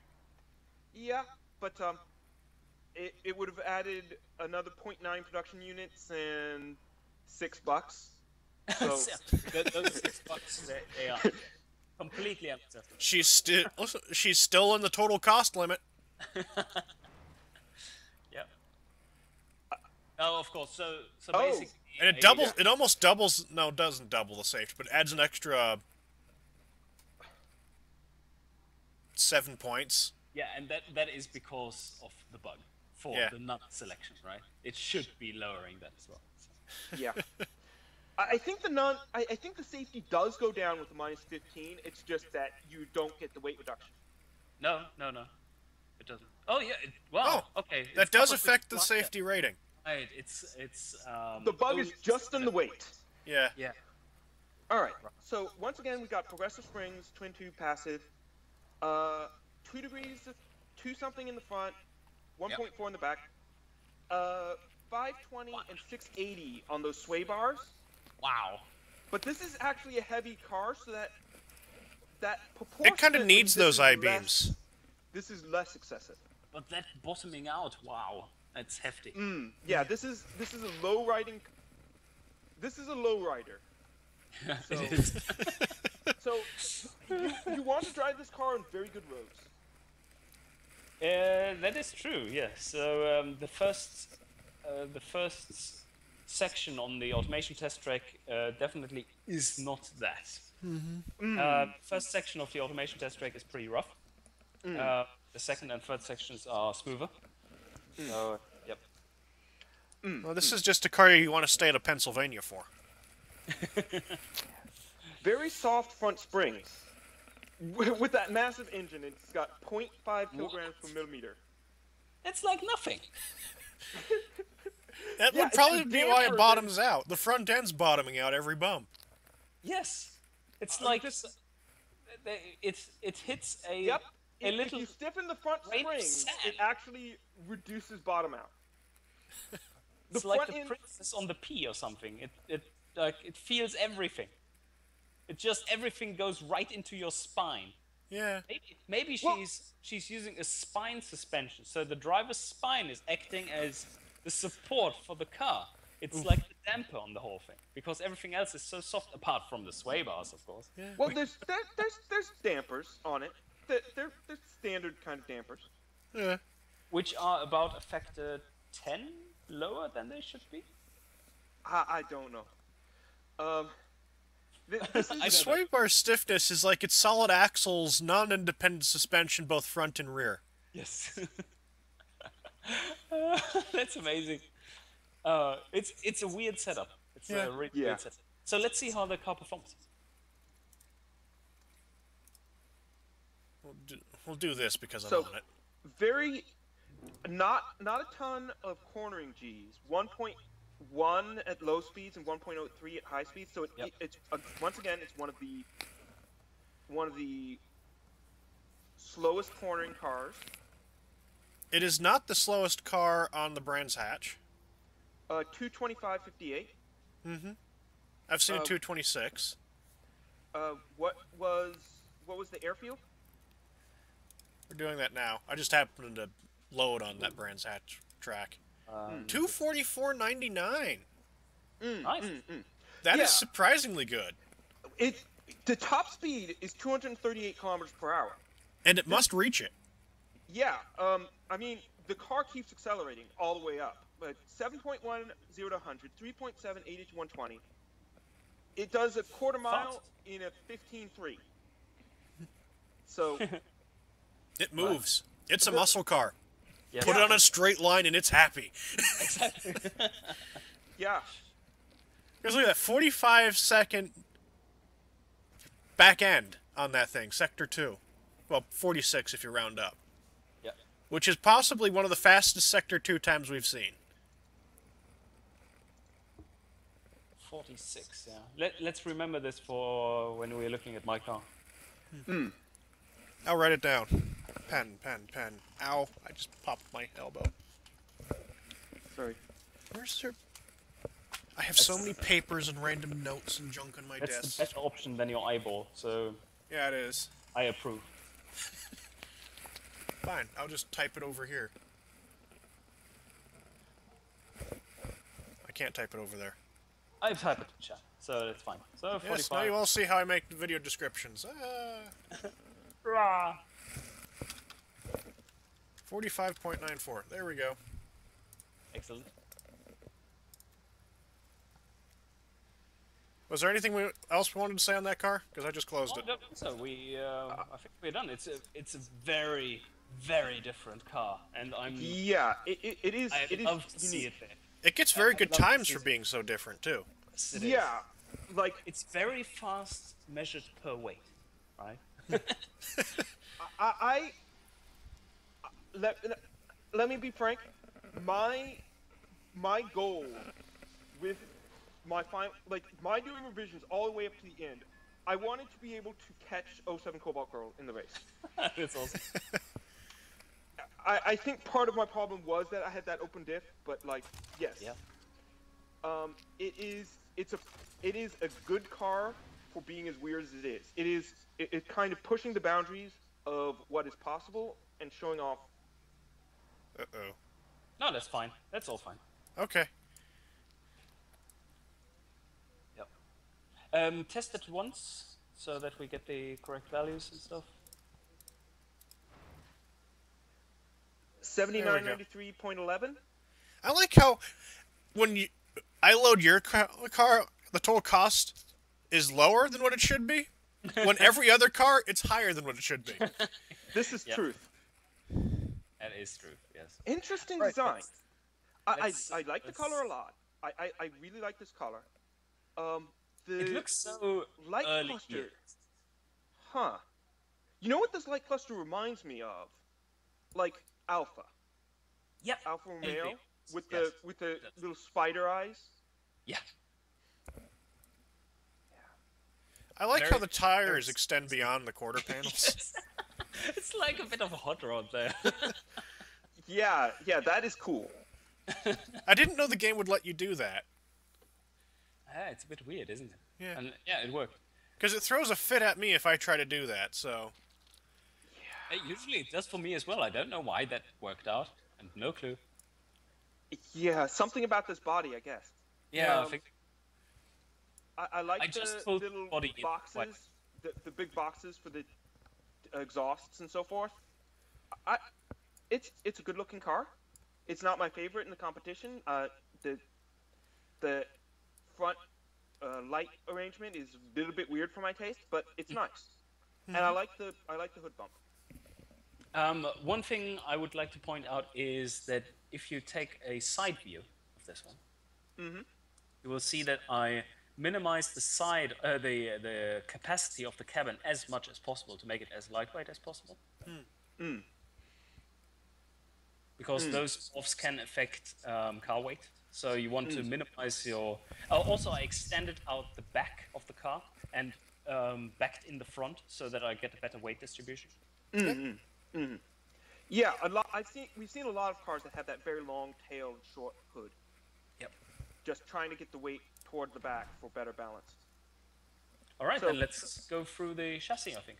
Minus 15 quality. Yep. On the body panels, unsurprising. That is Zip. steel at minus 15 quality. So Yes. this car, Very the whole car will rust, not just the frame. Exactly. It will last for one race in the rain, and then it has to be completely rebuilt afterwards. Well, you know, it's got a tarp over it. So as long During as the you race? come in at the end of the race and very quickly, with as many towels as you can, dry the whole thing off, you'll be fine. That's true. They, So they that's- carry a trailer that has a giant car dryer. Yeah. Yeah, and just pull the car into the trailer at the end of the race and just turn on the fans. Yes. And then once What's one that's done, quality on it the pumps chassis? all the oxygen out and puts CO2 in. So that Or way, because just nitrogen, metal I think, won't react to standard. CO2. Yeah. So it won't rust. I think the standard stuff you would put in is nitrogen. Probably. Inert gas, because there's so much in it in the atmosphere anyway. Yeah. All right. So, Plus one fixtures, exhaust quality on that. Probably nothing there. Plus one quality there. Yeah, From plus one left quality in the to fixtures, I'm thinking for reliability. Yep. Yeah, and Alright. left of money, so just put it there. Huh, actually, one of the bigger engines in the race. One of the biggest. 2.518. Yeah. Single overhead cam. Yeah. I've been a big fan of the single overhead cams lately. Like, I've been doing a lot We with have those. buffed them a bit, so yeah. They were... we have buffed those a bit, and we have nerfed the direct acting a bit. So now every configuration of the valve train is a viable option for different applications. So yeah, but basically nothing to see here apart from it's a really large engine. And we will soon see why. Is this knocking? Yes, it is. Very slightly. Extremely slight. Just a tiny bit of knock. Yes. Just for a bit of flavor, you know? Driving down the road. Most distinct sounding car in the competition because you just have that little bit of staccato in its engine notes. Exactly. That's this nice Like note. you can tell which car this is without even seeing it because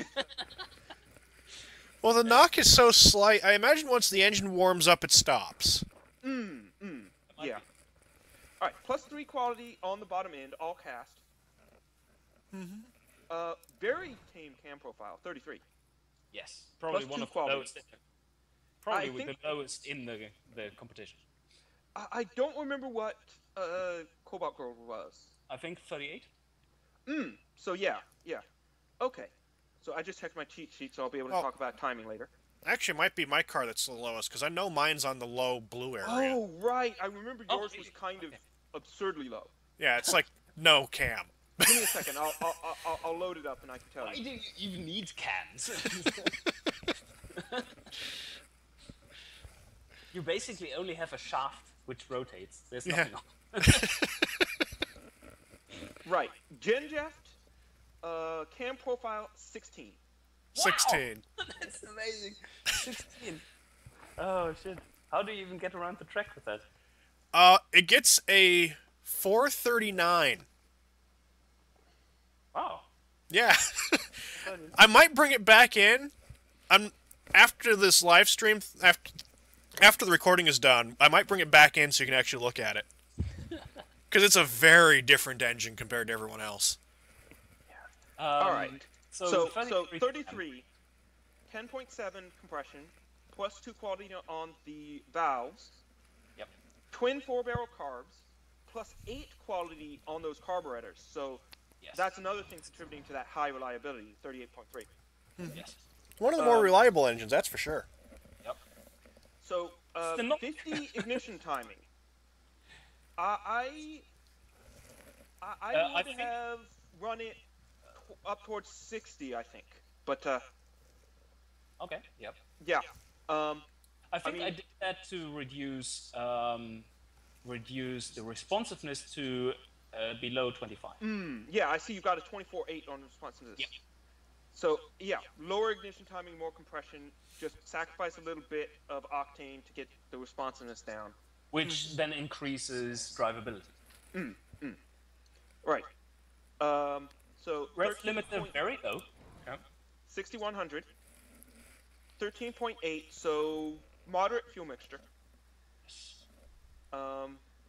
But one thing I need to point out here, this one would have excellent fuel economy, or it will show excellent fuel economy for the car, but in races it actually is really bad. So you have to consider this. That is a really badly drinking car. Yeah, like for race purposes, you want an aggressive cam profile because that means better economy per horsepower at the top end. Exactly.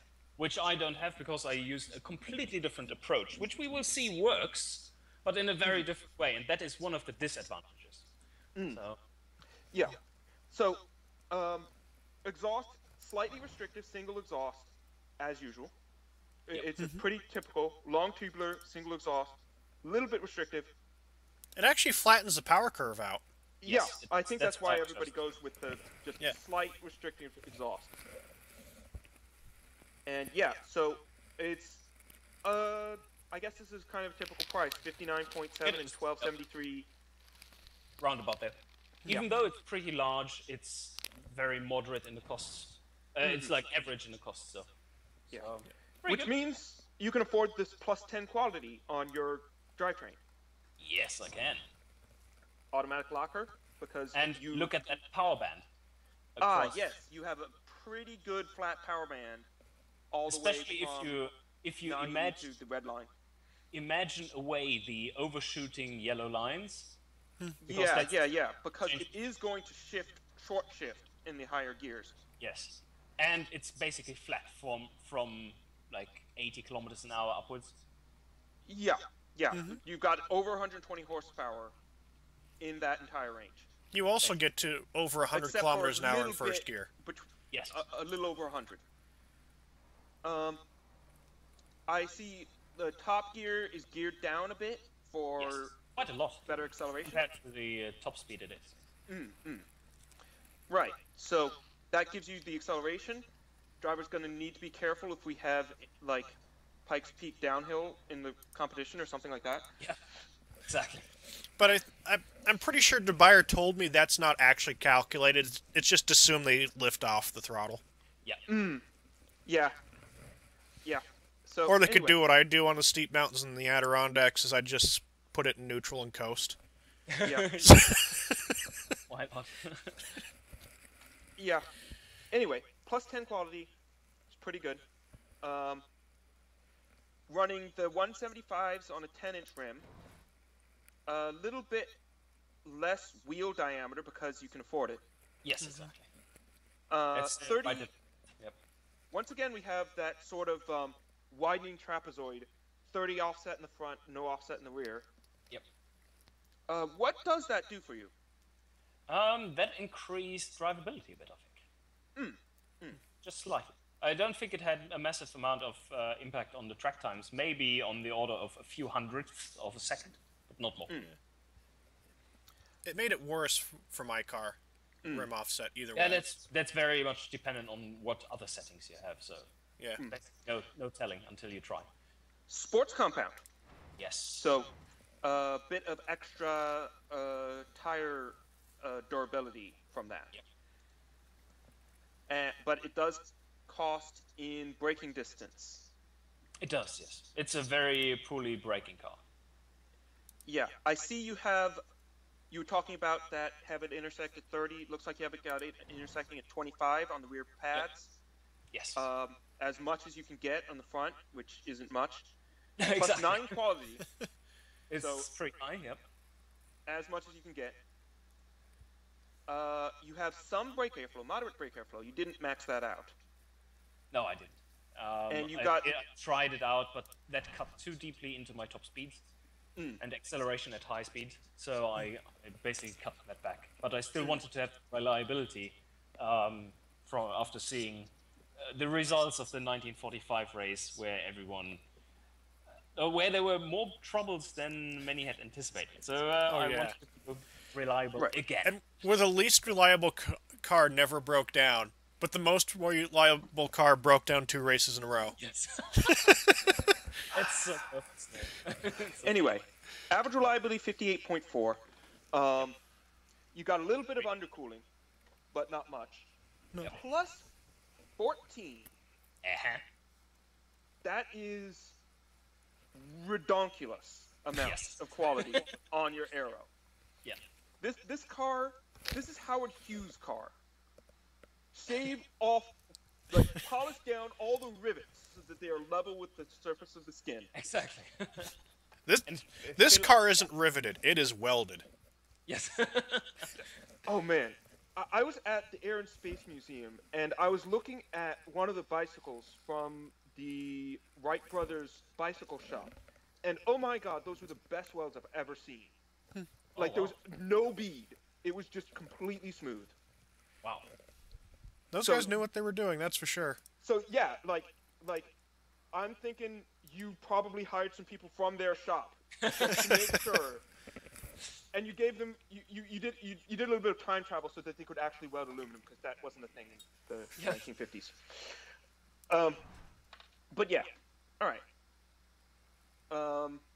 You did not use the safety thing. No, I didn't. Just minus 15. And do you know why?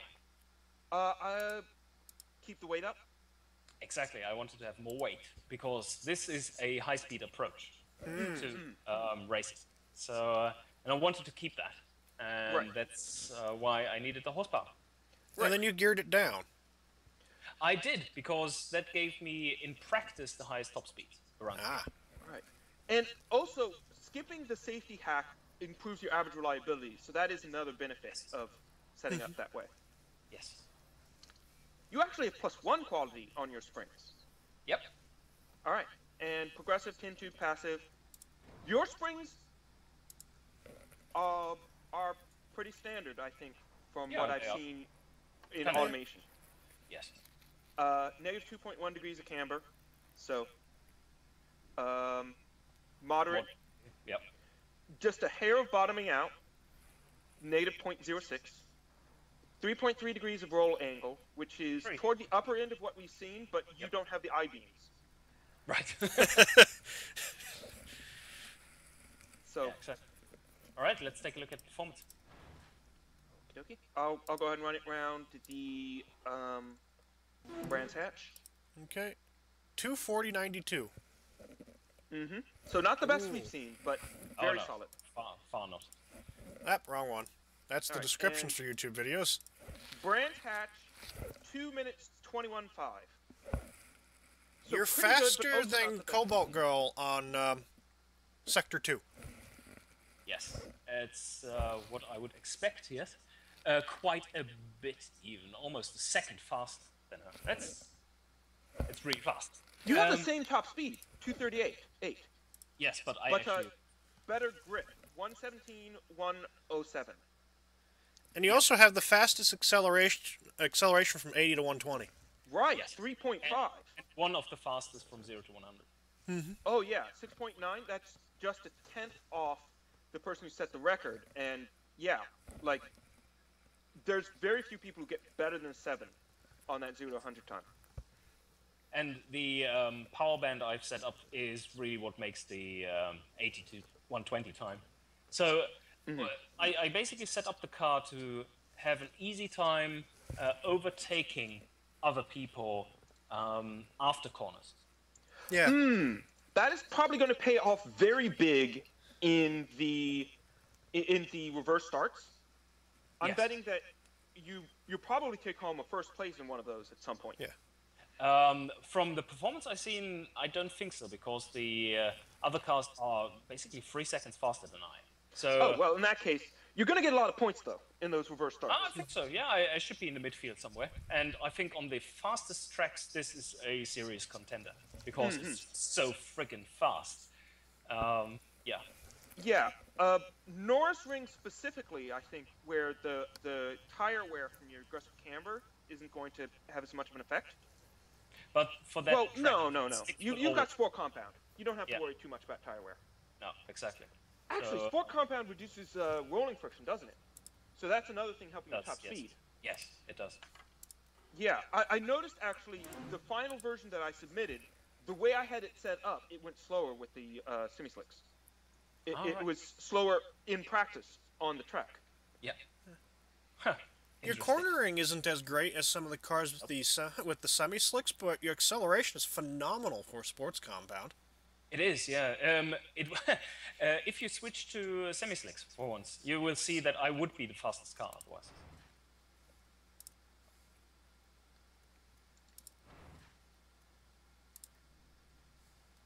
They didn't change the acceleration numbers. 0 to 100 drops to 6.8? 6.8 on a And semi-slick. the acceleration, I think, 80 to 120 is... Oh no, it's no longer limited there by wheel spin. So that's... Now you can see it crosses at about 80 kilometers an hour. So it doesn't really matter. But yeah, it's... Anyway, You actually run faster on the sports compound than the semi slick. with this setup, yeah. But Yeah. I made a version with semi-slicks which was running a 238.90. But the let's see. So that's a second. So 2 I seconds think better. 2 seconds I better. think that the sports compound are worth it for the tire wear if it's that little of a difference. Yeah. Like But reducing it's tire 2 wear. seconds. It's kind of on the edge, but I settled for this solution because I wanted to have a unique car in the competition, not a winning car necessarily. Right, but I This think one definitely is unique the way it is, with the extreme top speed, aerodynamic focus, high acceleration, but not that good of a cornering, but still competitive. yeah, I think actually, like the running the sports compound, like I'm pretty sure that you're gonna lose more than 2 seconds by the end of the race on semi-slicks. Oh, So if you're only losing a second on the sports compound, then I think you're actually going to be faster over the whole half hour on sports compounds. yeah. Right, but I'm 2 seconds slower per lap.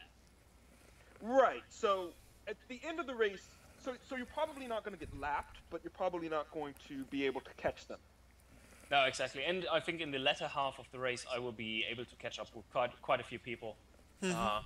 Yeah, and your acceleration is going to help you with overtaking those people who Oh, yeah. you were faster at the beginning with the semi-slicks. Right, yes. So Okay. I'm a bit of the... I want to play the underdog story there. It's like, he kept... Yeah, yeah. Aerodynamics.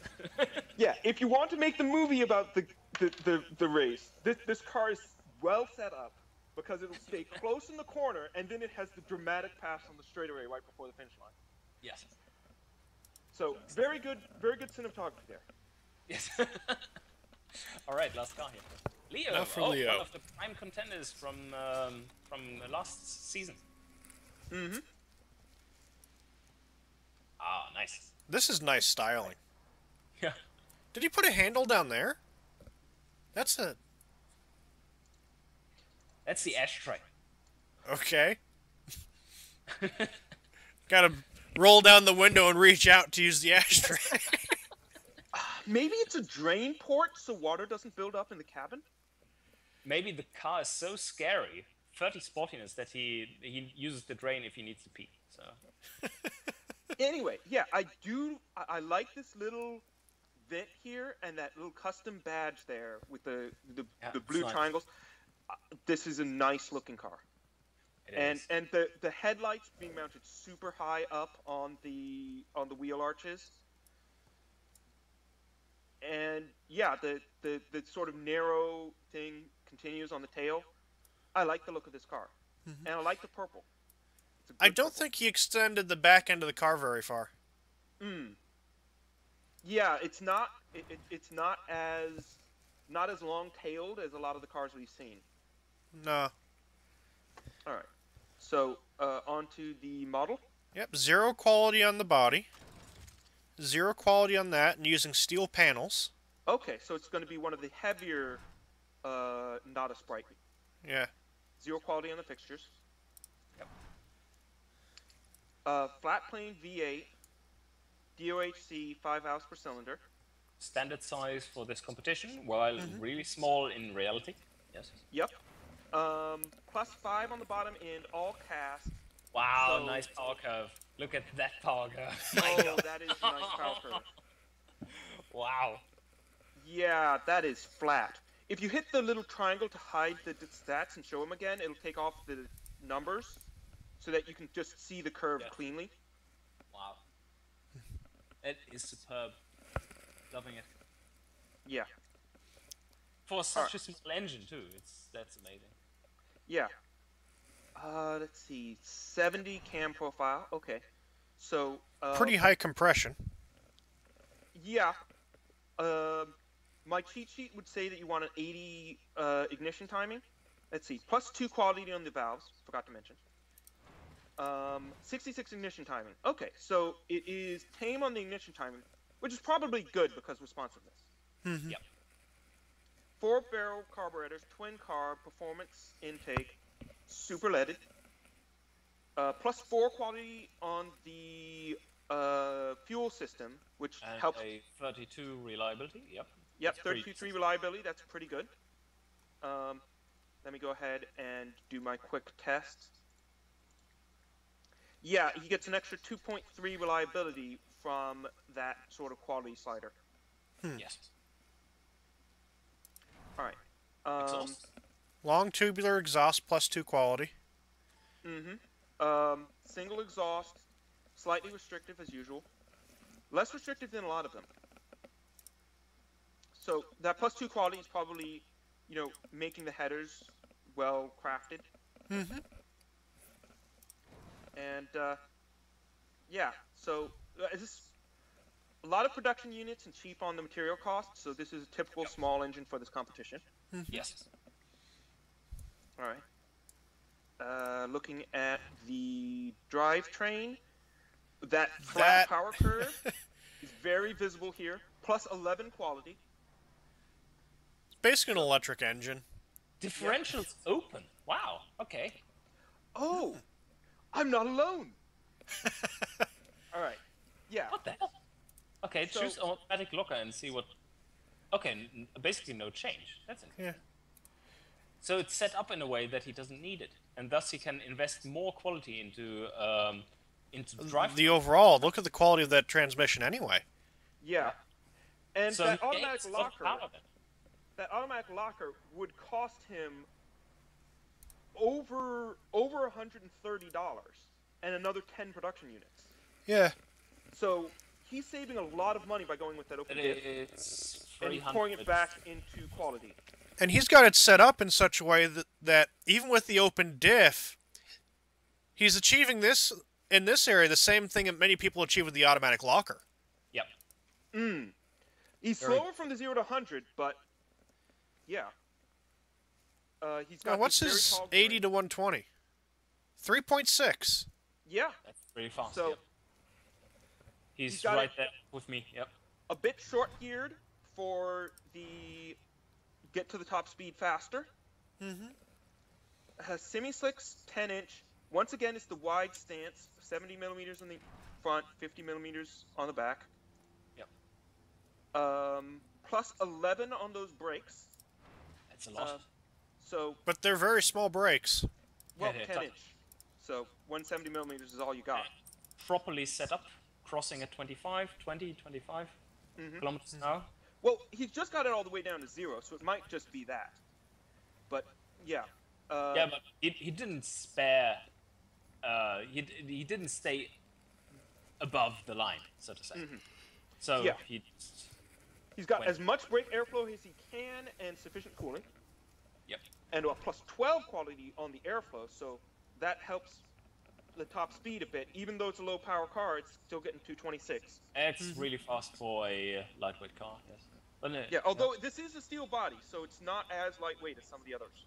yeah. Yeah. But he does use the safety glitch. And he has that negative 15 on the phonograph. On the non-existent phonograph. Yep, that record player is going to be skipping a lot. Like, Yes. like don't put your good 45s in there. It skips so much you can never hear it. 62.9 average reliability. This car is very solid. It's going to handle any little bumps or bounces. Very well compared to the competition. Yep.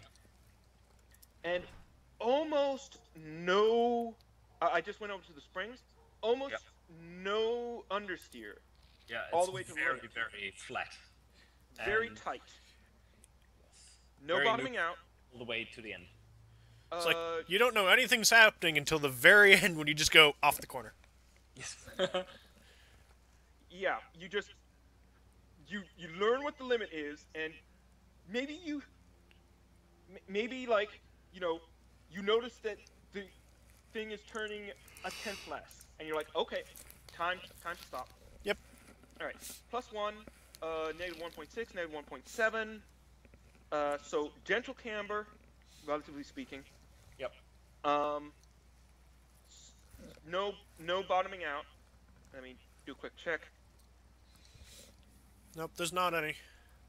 He could actually lower the ride height even further and not bottom out, but I think he wanted the drivability or something. Yeah, that might be. Drivability, top speed, it looks like those might go up with higher ride height. They should, yes. Higher ride height means that you see more of where you're driving. All right, and very good cornering, though. 1.24 and 1.15. Yeah, That's this really is one of the best cornering cars in the competition. good. Yep. All right, It's throwing really. Look Yeah. at the speed that he gets in cornering, too. 190.9 kilometers an hour at 1.15. It's with the fastest, right? Oh, he And really quick. doesn't quite beat your record on Brands Hatch, Ginjeff. No. 2:20.16. So I'm faster than him on Brands Hatch. You're faster than him on 2 laps of Brand Hatch. Just a second. I'm going to run and see how your flying laps compare. Because the last sector in the Brands Hatch test is the flying lap. Yeah. I think he's like less than a tenth of a second faster than me on the automation track. I can give you the number for the automation test track in a moment. You wrote it down? No, but I just opened up your car. Oh, you're in my car. Okay. Yeah, you're faster off the line, but he beat you by about a 0.3 seconds on the flying lap. So we're really close, Yeah. with very different engines. Yeah. Yeah. Okay. Wow, look at this. This is a very nice difference, too. He takes almost all the time from me in the last sector. Okay, so, Ginjeff, your car does a 239.55 on the automation test track. That's 56.21 in Sector 1, 45.03 in Sector 2, and 58.31 in Sector 3. So I'm faster than him in Sector 1. He's slightly faster than me in Sector 2, and we're equal in Sector 3. So probably What he's losing is that 0 to 100. yeah. But he's Yeah, faster than me 7.7 otherwise, because instead his of 7.5. 3.6 is faster than my 3.7. Yeah. So he's probably like you'll probably hold him off for the first lap, but you won't be able to hold him off for the second lap, is what I'm hearing. Yeah. All right. So I think that kind of wraps us up. That's that last car. Okie dokie.